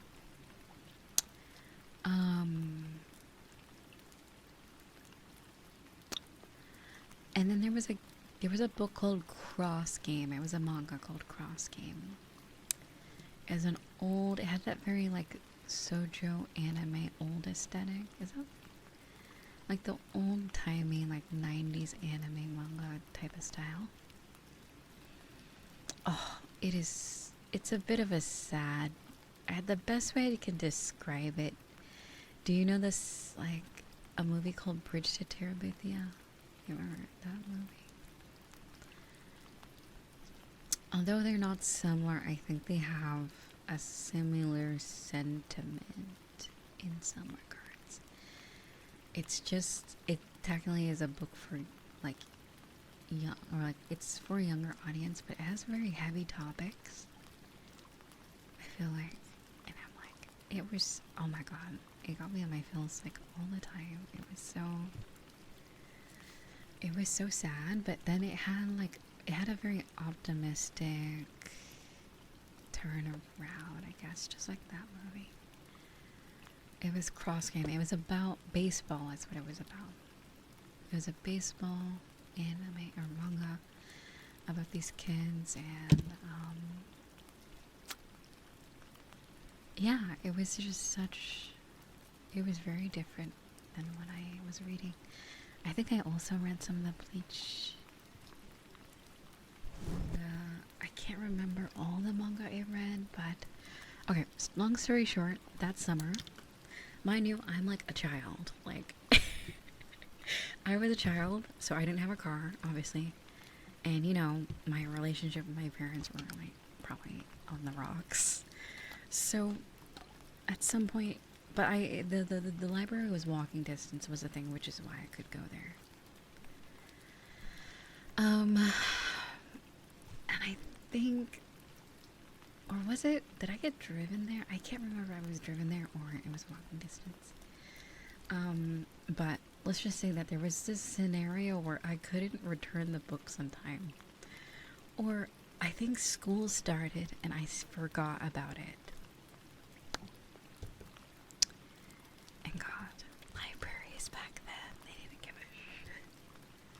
Because once you sign up, that's the thing about when you sign up for like the, you know, library membership, they got your info. So every overdue book, basically by the time school started, so basically I remember I was like, oh my god, I have like 20 books and they're all overdue, and I was stressing. God, I remember that was like the peak of my existence. Like, I thought that was the worst thing ever. Like, I wish I had those problems. Oh my god, I thought it was the end of the world. I was like contemplating some very not good things. I was like, what do we do? All these charges for all these overdue books. I'm like, what the fuck do I do? So like, I was just like, oh my god. So then I became super stressed. It was so stressful. And I'm like, you know what? This is fucking stupid. And so then I just tell my mom, and I'm like, oh, we gotta get these books to the library. And I show her the website. Because I was already like, I didn't want to make my parents already mad at her than they already were at me, or like, for what, you know what I mean? You ever just have those parents who never like, oh my god, it was a whole thing whenever I did something bad, or like, so I just like, I don't want to be in trouble. Right, yeah, right? That's when the online subscription issues started. This is the root of the issue. I just forget. I get all these books and I forget, and I guess it racked up to like $130 basically. It was since there were so many books and they were all overdue. Oh my god. I was terrified. And so we went to the thing, and I was like, I forgot what happened, but it was weird. My mom wasn't mad. I think she probably like negotiated something. I think because all the books were in good condition. It wasn't like anything crazy. I think they probably just made her pay like a little bit, but not the whole thing. But yeah, I can't remember. But I remember her not being mad at me, which was just, I was like weirded out. Because I'm like, at the time I couldn't really rationalize, like, oh, maybe the person, what was that noise? That was weird. Maybe the person didn't charge her the full amount. I was just like, wow, my mom's not yelling at me. I'm like, weird. and then I realized, wait, if you just confront people with problems, maybe it isn't always that bad. Like, imagine communication. And that's when I was like, wait, I don't always have to, like, you know? Sometimes there's just situations and they suck. So, yeah. It was very life lesson. Like, sometimes shit's hitting the fan and you just gotta ask for help. So, that's what I learned. And it went swimmingly, I guess, for what it was. And it was just books. Truthfully, I mean, whatever. I was planning on bringing them back. It was just a matter of them being overdue. But yeah, I remember that summer. It was like crazy. But I love Yotsuma. I love that book. That manga. Yotsuma. Is that nice? I can't remember all the other manga I read. Was Kill la Kill a thing back then? Or was that our anime original? I can't remember.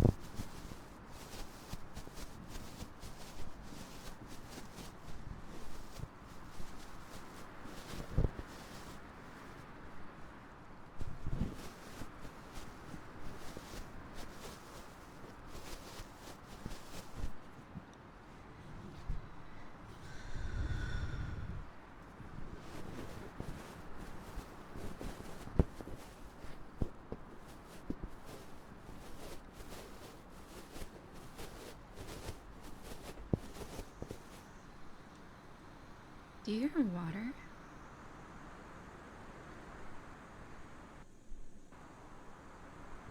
Anyway, oh well. Oh, hey. Hi, Dark. Good to see you. Hello.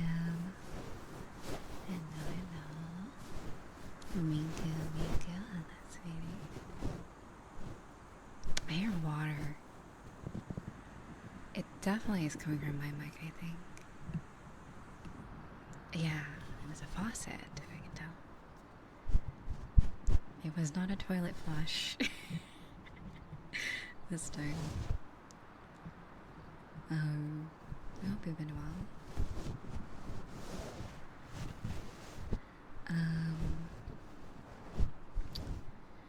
But yeah, well, I forgot what I was talking about before.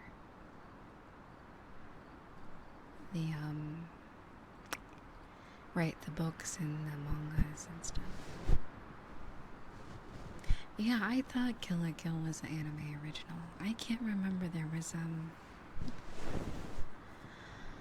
the best way I could describe it, it was very Studio Trigger is the best way I could describe the look of the manga.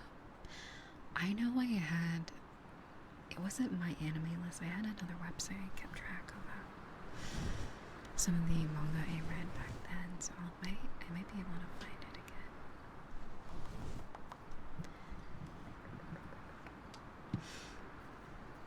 So let me know if the wind sounds are too loud. I'll just turn it down just a little bit.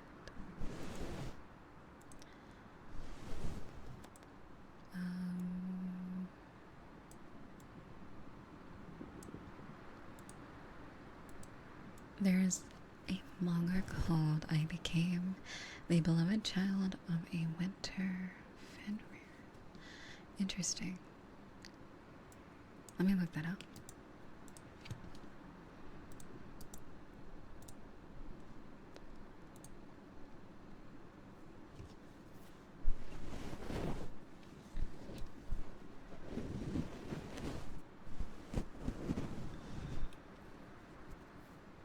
Melissa, thank you for the follow, darling.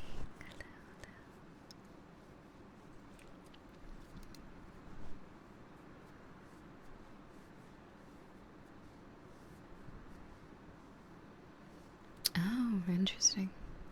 So is it a light novel and a manga? Is that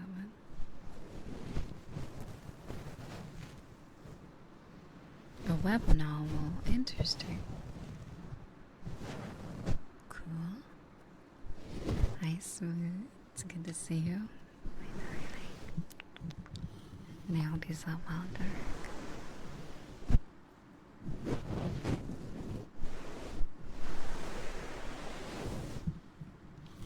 Sleepy, sleepy, sleepy.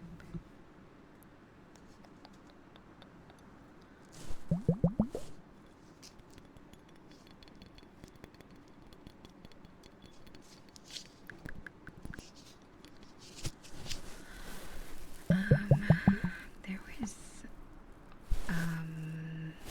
what, no, it wasn't Spice, was it Spice Wolf? No, Spice Wolf was a book, right?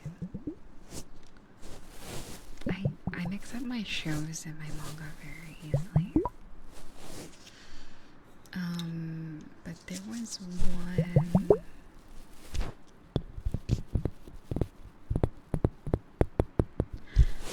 It was, I believe it was like a one shot from probably someone that's made another series, but I guess they sold like, was it Viz Media? Viz Media was back then kind of big, right? I think it still is. They have Bleach, right? Well, Viz Media would publish these mangas all the time, or graphic novels, or whatever your choice of word. But there was this one book. It had like 3 stories in the book, but they were very short. The art was great as well. I don't know what the book was called, but it was about this girl who, I think she was probably either later end of high school or college. And I guess in the book, I guess she had a family member that was like, well, you're still single and we need to find you a husband. I guess she was getting to the point where they're like, oh, if you don't do this now, you'll be alone forever. And she was very like against it because she had already fallen in love with someone else or something like that. It was an arranged marriage type of thing. And so throughout this whole book, there's all this other stuff that happens. And mainly the main focus is that she's in love with this guy, and she's also trying to, her family's trying to arrange a marriage for her. And the day, like, they're like, oh, we have some, like, suitors for you. You should look at this one. She picks up the card and throws it and runs away from home or some shit. And she never looks at the card. I mean, I think guys can tell where this is going. She never looks at the suitor. She never looks at the card. She's like, fuck you guys, I'm leaving. And she's all sobbing and all this bullshit. And eventually, like, either a friend of hers or like the guy she's talking to was like, it's okay, just figure it out, and we'll I guess work things out afterwards. Like, basically he was encouraging her to just go with it or something, I guess. Or something. I can't remember the friend or the guy. And she's like, alright, fine. So she finally goes home. The last few panels of the manga, it was very short. It was just her going back to the house, picking up the card. She looks shocked, and then the next scene is the guy she's in love with they're getting married. So the guy on the card that they were trying to get her to marry was literally the guy she was already talking to. So, like, I was like, my heart. It was so cute. I was like, no. It was such a twist, even though at least I was very impressionable back then, so I didn't see the twist happening.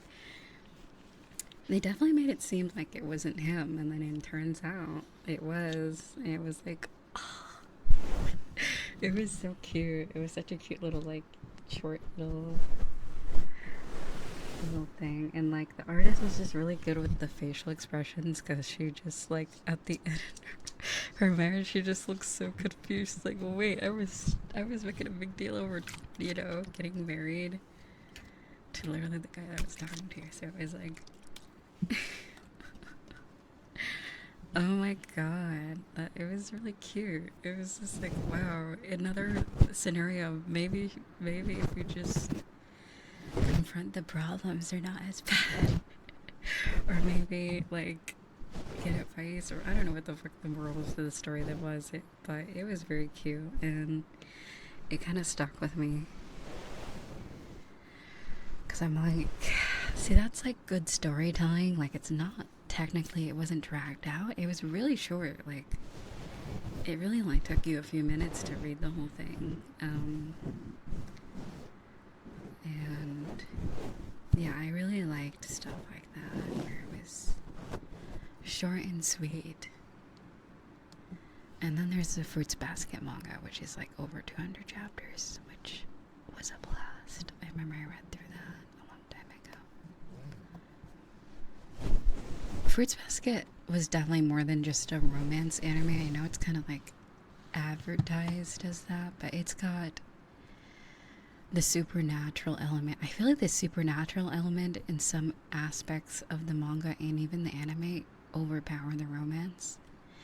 It's way more than just romance, truthfully. It's a lot going on in that one. And there's like a billion characters too, so it definitely, I'm glad they made the remake. I'm actually going through watching that.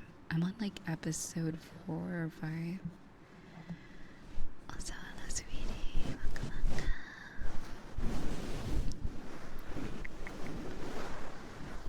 Yeah, but I gotta say, the old anime is very nostalgic. I know people have their gripes about it because it was nothing like the manga, at least for like the later half of the series of the old anime, but it's still kind of like a classic. It's weird, right? Okay, I have a few. Okay, my favorite character in Fruits Basket is the rooster. The rooster of the Soma family. Don't question it. I have my tastes. Anyway. Secondly, I think the really emo best friend of Toru is also like so real. I forget her name. She's like the occult girl. She's very like spooky is the best way I can. Oh yeah, he has arcs, I guess you could say. He's not really prevalent in the beginning of the manga until later. I'm not gonna spoil anything because it's great. It's okay. Let me look up rooster. Is it the rooster? Fruits Basket. My heart. Was it the rooster? I think that's him, right? Or am I think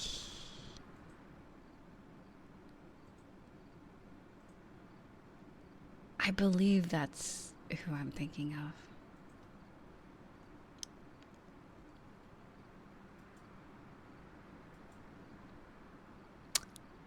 Anyway, besides that. And then my other favorite character is, I think over time, if you read the manga, you start to appreciate, I think his name is Akira, the main god of the family. I think as you read the manga, you start to understand that, like,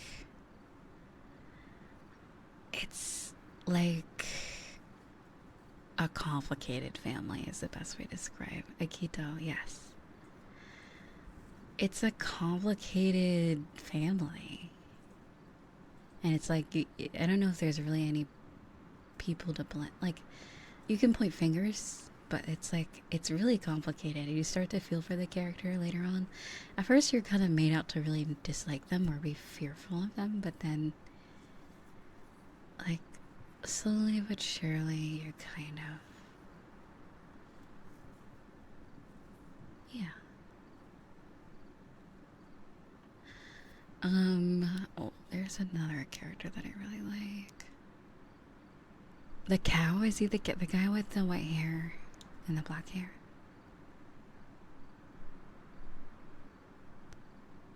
Um,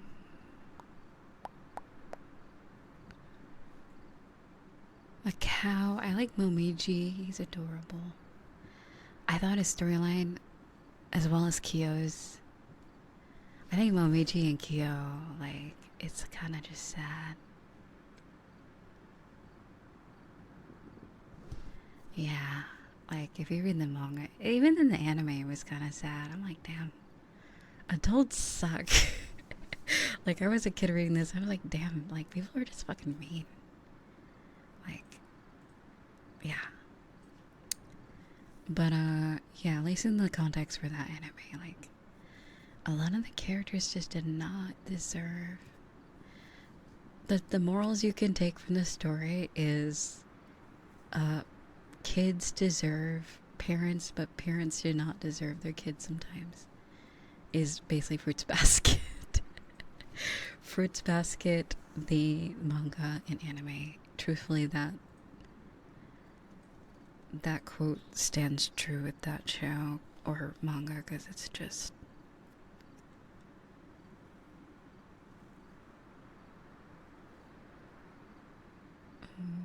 I think my computer's frozen, guys. Oh well. Goodbye. I hate fandom wiki. You know what? I've had it. I fucking had it.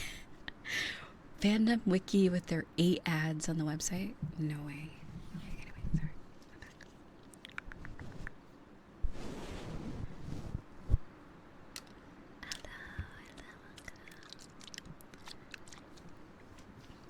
I yap way too much, don't I?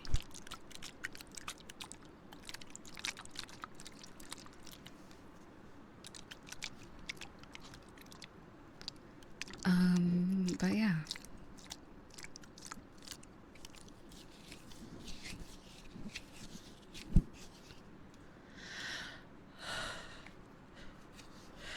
Excuse me, excuse me.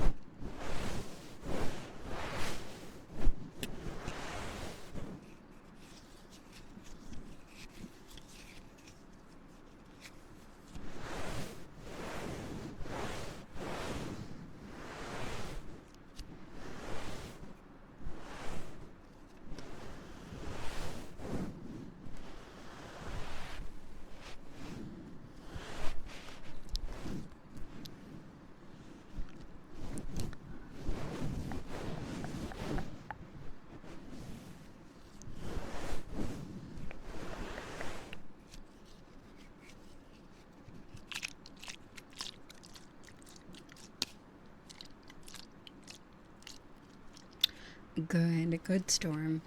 I think it's like ridiculous to have like that many ads on one website. It like literally made my computer die for like 2 seconds. It's crazy. As if Google Chrome already uses like what? So much RAM as it is.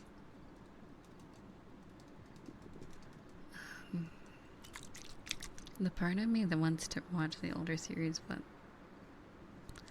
I love it. I love it though.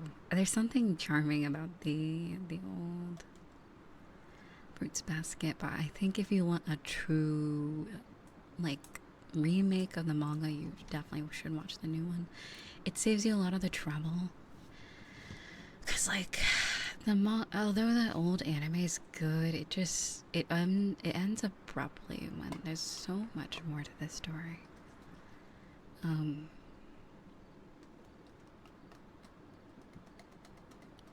Hatsuharu. Oh yeah. I do like.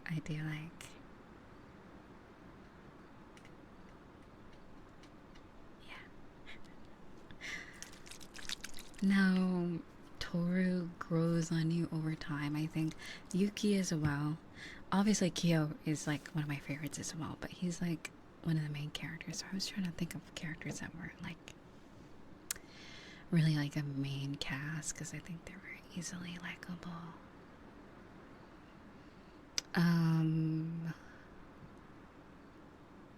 I was gonna say.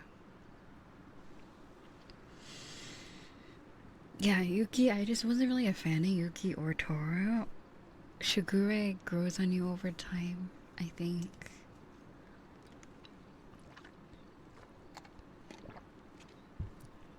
He's your typical gooner character. He's definitely a gooner, but he definitely has more to him later on, I guess.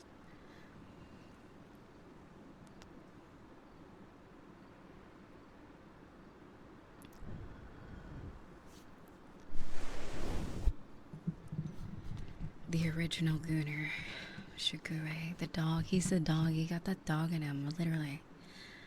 He's the dog of the family. By the way, Fruits Basket is a bunch of people that turn into animals. It's not like a furry. Okay, that's. I was thinking about that. Like when I watched the first few episodes, I'm like, does this make like them furries? Because they have like anime eyes and stuff. But anyway.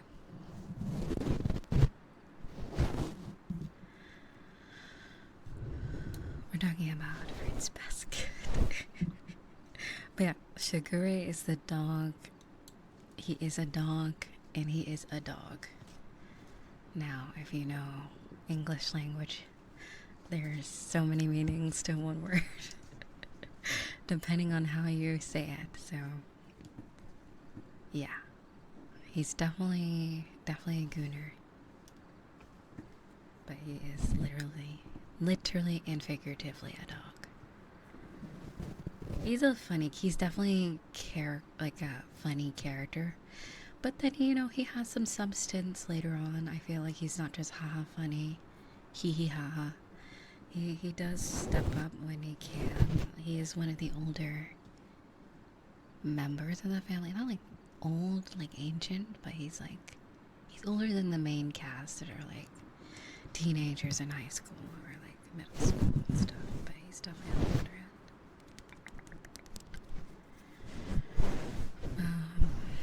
end. What other character? I do like the kind of like rebel friend that Toru has. I do like the I forgot her name.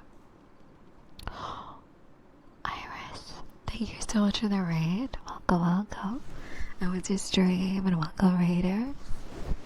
And no, it's so good to see you. And no, I know. We're just talking about Fruits Basket, the anime and manga. Spoiler free. Welcome. It's so good to see you. Thank you so much.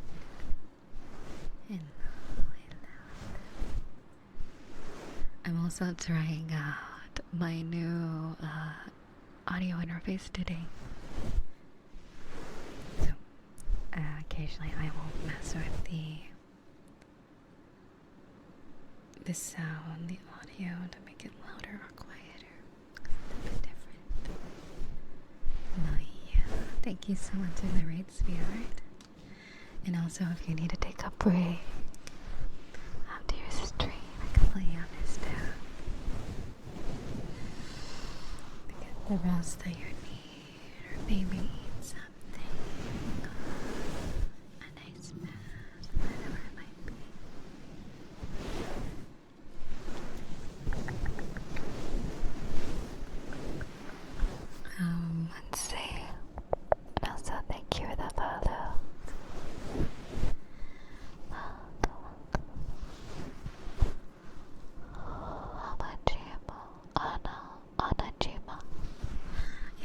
like her, and I also like the rebel friend. Hey, Riza. Riza. Riza. Hey, Riza.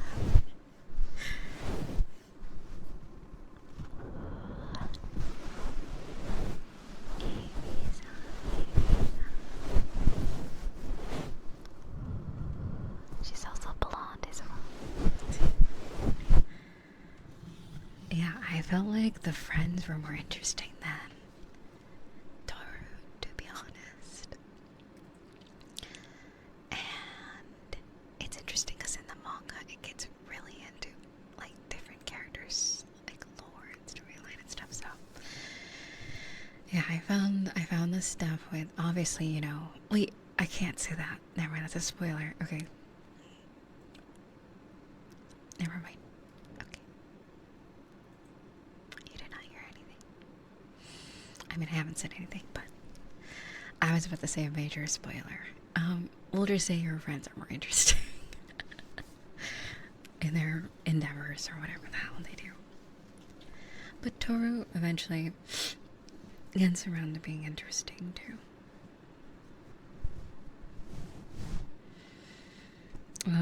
She is like sort of the focal point of the show.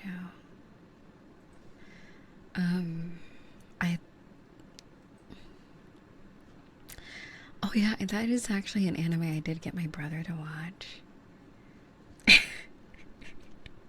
And he called it Pictures with Moving Lips is what he said. And I'm like, it's a show. and he would get near the TV and mock it whenever they would like talk. Like he said it was this image with moving mouths, and he would just be like it was so stupid. I'm like, it's, oh my god. Sharing my hobbies with my family was like such a struggle in my youth, because it's like they weren't mean about it, but they definitely did mock me a little bit with all my interests and stuff. But anyway, yeah, that's what I'm saying. I'm like, I think the only thing that is like CGI anime is maybe more not like moving. I mean, it's just like, that's just how it was back then. I feel like now anime is way more animated, especially 3D, because like they'll be like, you know, you could see the character breathing like a CGI anime depending on how realistic it is. Like they're not just standing still with their mouth moving, they're like, you know, like they're standing like a person, you know. So it's a little bit more not still, I guess. I don't know. But like, I just don't even notice it like that, at least when I watch it.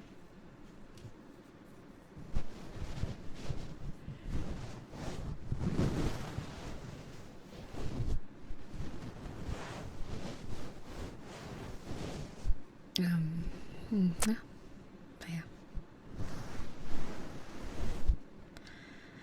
Also, to all my furries out there, if you're out there, I have something for you.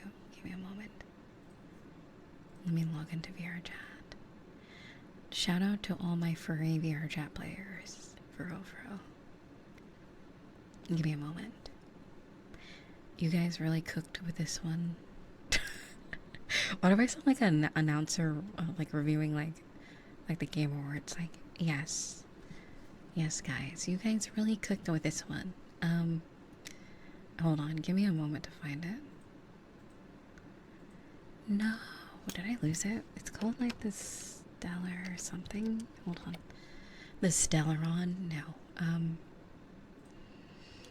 give me a second. It's a world. It's like a, you know, like Gmod. I can't remember what other game I could compare it to. I remember my friend was describing it. It's like, you know, Valve games, like stuff on Steam. They have like a brutalist aesthetic, you know, like the brutalist kind of architecture. Give me a moment to find what I'm talking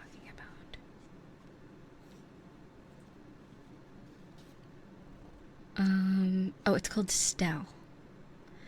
It's called the Ring City Stell is what it's called. Please visit that if you like I guess it can be considered backroomsy-ish. I wouldn't really describe it like that, but it is made by a furry and there is plenty of furry stuff within it. But it's actually really cool. Like, what are they called? Kobolds? They're like little dinosaur thingies. They're like little dinosaur things. So it's like a city. It's not like a city, it is a city. It's like, I don't know. Yeah, it's very liminal. Yeah. It kind of reminds me.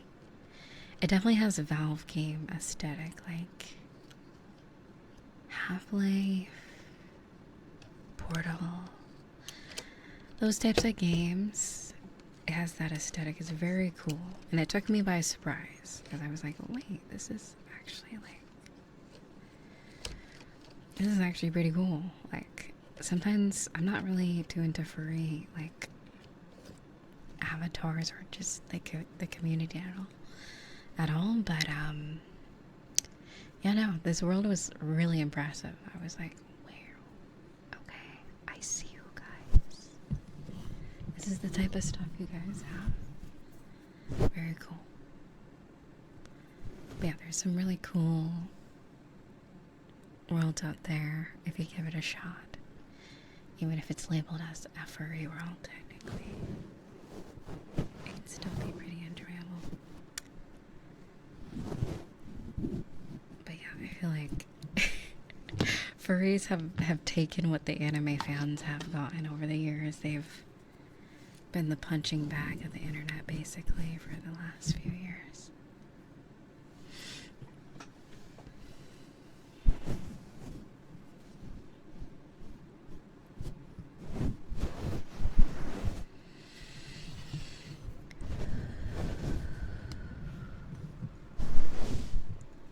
And then we grow up with things like Space Jam and like Looney Tunes and what's that one show? I'm like, are you guys surprised there's so many furries now? I mean, look at all the shows that there used to be. I'm like, geez. Anyway, it's called Stell, like Stell from Honkai Star Rail. Here, Ring City. Stell. Where is this gonna send? I'll do it through Twitch. There we go. There we go. That's the world name.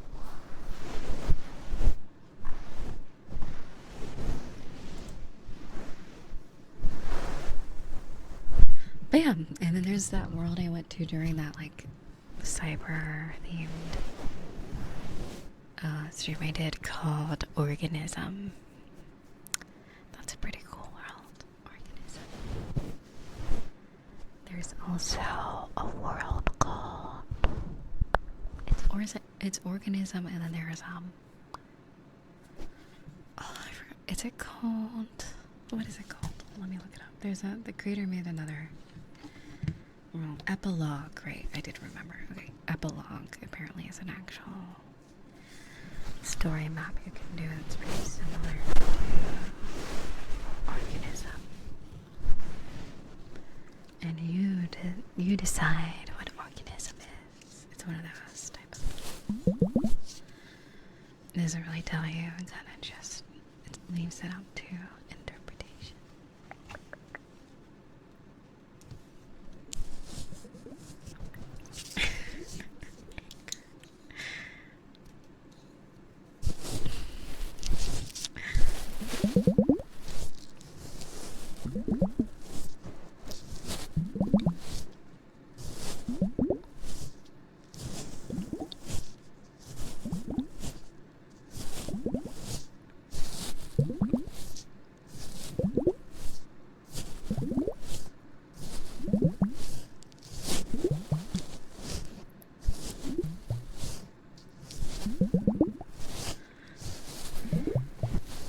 But I will say, I have an out.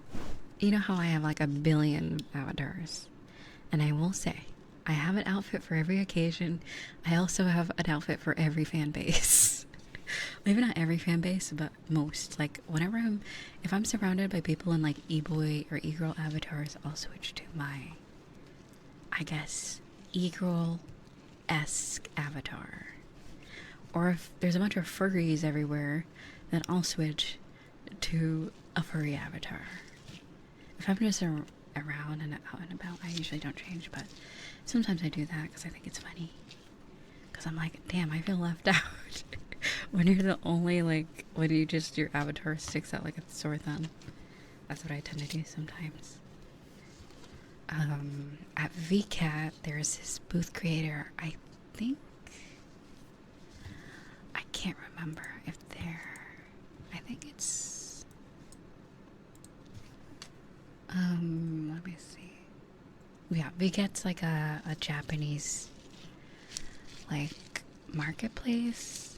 I think now it's, I don't know, I think it's still just in Japan. But yeah, it's like, I think I've talked about VCAT before.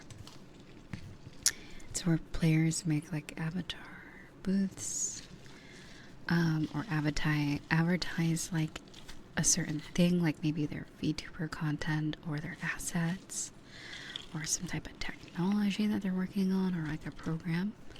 Like there was this thing where you can switch between VR and desktop seamlessly. It's like this app that you can get. I still have yet to download it, but I found it at the last VCAT and I thought that was so cool. Because it is such a pain to switch between VR and desktop sometimes. So it's very, very cool that someone made something like that. But anyway, they make these very like anime-esque furry, what do they call it? There's a very specific name, but I can't remember what the word is. I can't remember, but they're very like humanoid, but they have some furry aspects to them. Excuse me.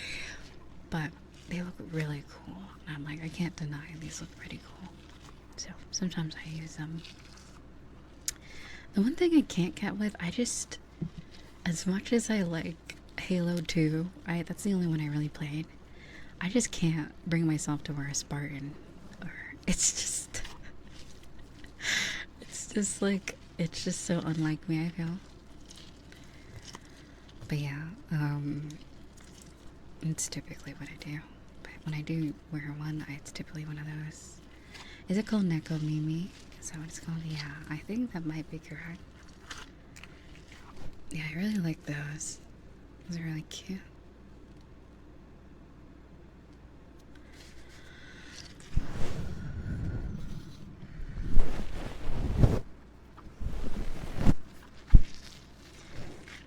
I am not a true Halo fan. You're correct. You're absolutely right. Oh, I played Reach. I played Halo Reach and I played Halo 2. I have the Master Chief Collection, but I've only played a little bit. That would be so much fun to get into. That's multiplayer too. They really cook with that, making it multiplayer and on PC.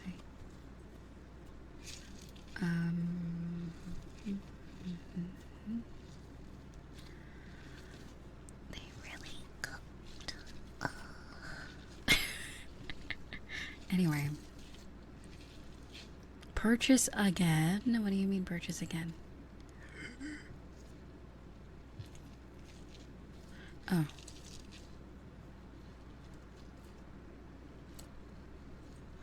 Sorry, I just got an email from one of my Gumroad models updated. And I had to go to the website to get the new version of it, but then it said buy it again. I'm like, fuck that. But no, I can just download it. Also, as amazing as piano soundtrack, we're exploring the city. Wait, Halo has always been multiplayer? I mean, yeah, technically. But then there was a local co-op back then. Oh, that's true, that's true. It was online. I never had that feature, at least growing up, for Halo 2. I only played, like, local co-op. And, like, the purple spaceship, what is it called? A Banshee was my favorite. I always liked that one. And then that, like, hand knife sword thing that has, like, the two spikes. Kind of looks like a U shape. Kind of like a bluish purple color. I like that one.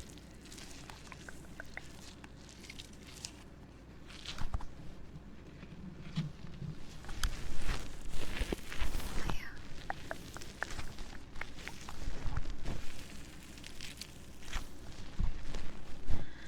I really liked Halo because I wasn't brain rot, but I was kind of dumb. I was a pretty dumb kid, so playing a Halo game like that, Halo 2 it just wasn't complicated. It was just straight up fun. You know what I mean? It was enough. I think it was just simple enough for me to enjoy it. Even out. I don't think Halo was for my age demographic. I was probably too young to be playing that, but I played it anyways because I thought it was fun. But yeah, it was mainly my brother's console. I think the Xbox is what my brother got a long time ago, but there was times where I was allowed to play. And it was like, hell yeah.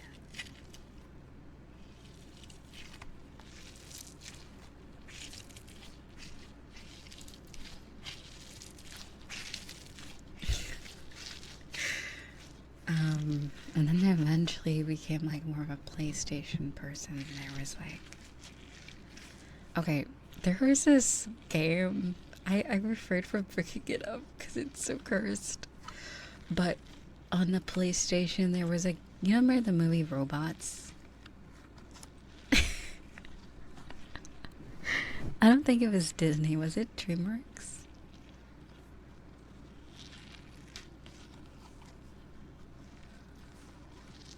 There was a game on PlayStation of robots. And let me tell you, that game was definitely interesting. They made games of literally everything back then.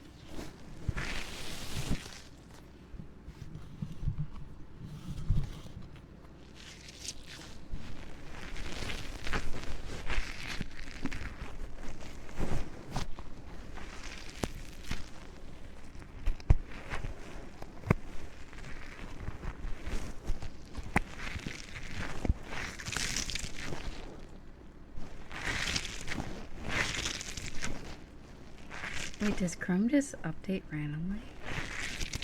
Oh, that's interesting. I didn't really notice the updates. Maybe that's why it was freezing earlier. I wonder that's what it was.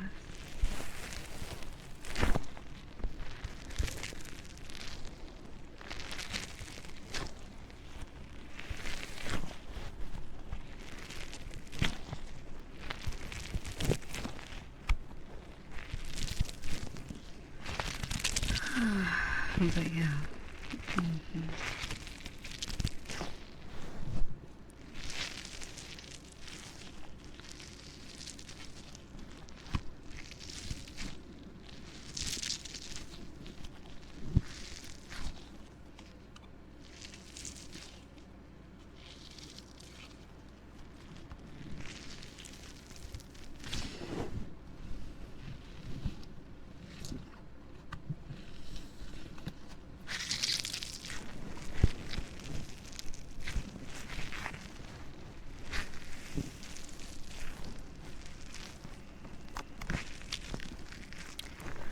I remember there was one of the Hulk games where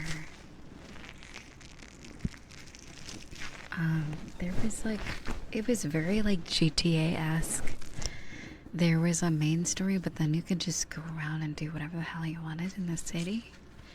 And there was these balloons that you could grab onto. And you could float around the whole city on these balloons. It was just so much fun.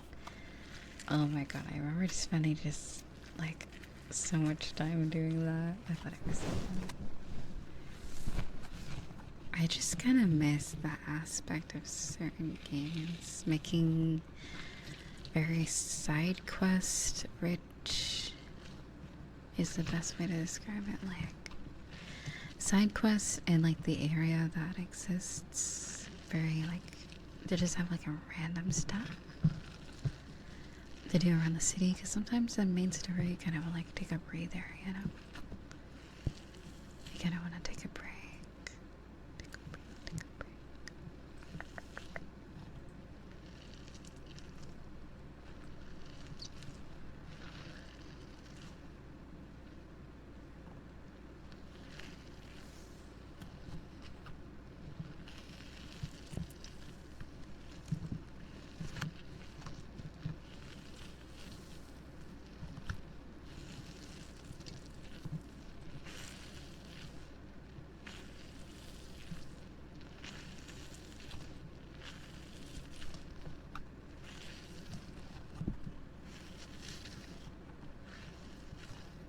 Oh yeah, right. Lego, the Lego games. I'm pretty sure that Disney recently added a lot of their old games onto Steam, but like the prices are terrible. Oh like this game is literally as old as I am. Make that shit like $5 or less. It's like some of these games can like watch. I don't know. They could. Some of these games can drive. Like they're like old games. I'm like, no reason to make them so expensive. I know it's technically rare because a lot of these aren't really accessible unless you have an emulator or something. But like, get real. Old games. I mean, aren't they trying to combat the whole emulation thing? They should make it cheaper for people to get the games that they used to have back. I feel like the new Lego Star Wars. I didn't know there was a new one.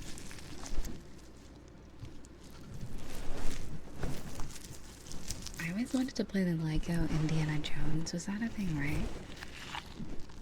I always wanted to do that one. That one looks so fun, but I don't know what concept that was on back then. I was never really able to try it out.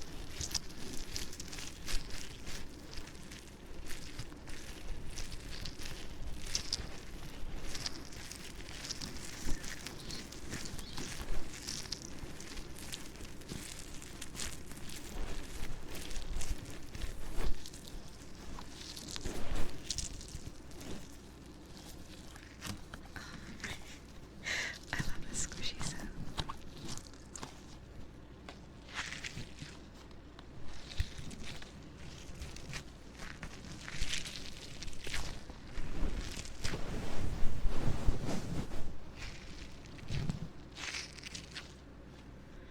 Oh, I think the TikTok app is like, oh well.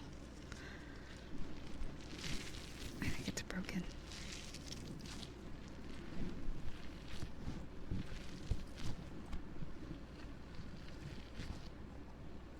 I don't know, it's just not letting me click on anything.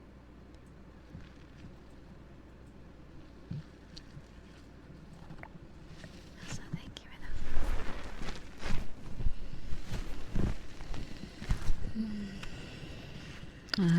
There was something I wanted to do. What was I gonna grab? Oh right. I was gonna look at TikTok. Let's see if it's still live, if I'm working. Okay, it seems to be working, but I can't touch anything on the app.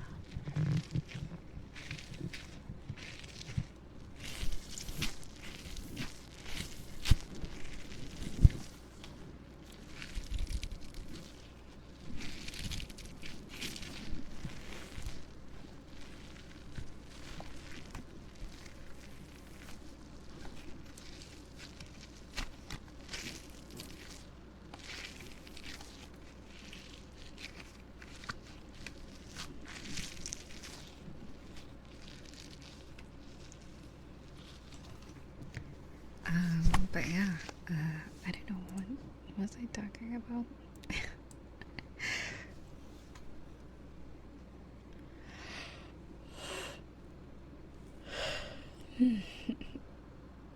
Excuse me.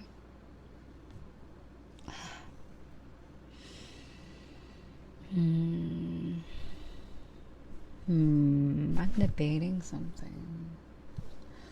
Perhaps I take a bit of a break and then I come back to you guys and I do VR ASMR. I feel like getting into VR. It's been a bit. How about that? Would you like that? I think at max I probably should go to sleep by like 6 or 7 a.m. I can sleep for a few hours and maybe get here in the early evening or late afternoon.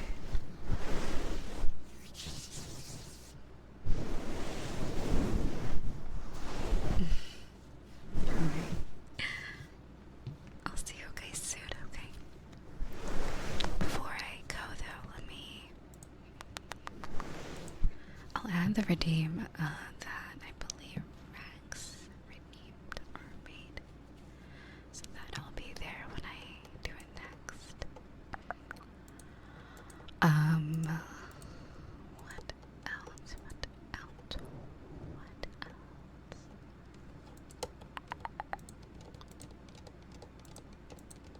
I can't remember what I was gonna say.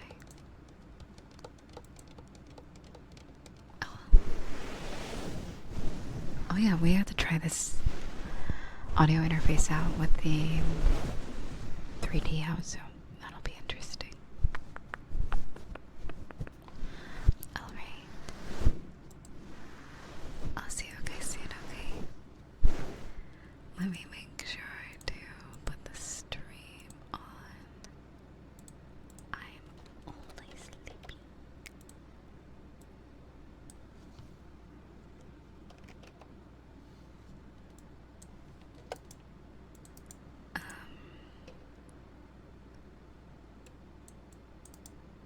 I'll just put a teacup. I don't know. There we go. BRB. Alright. I'll see you soon. Thank you for hanging out though. I'll see you soon, guys. And thank you for listening to me. Yeah, pretty much all stream. It's been fun talking about certain stuff.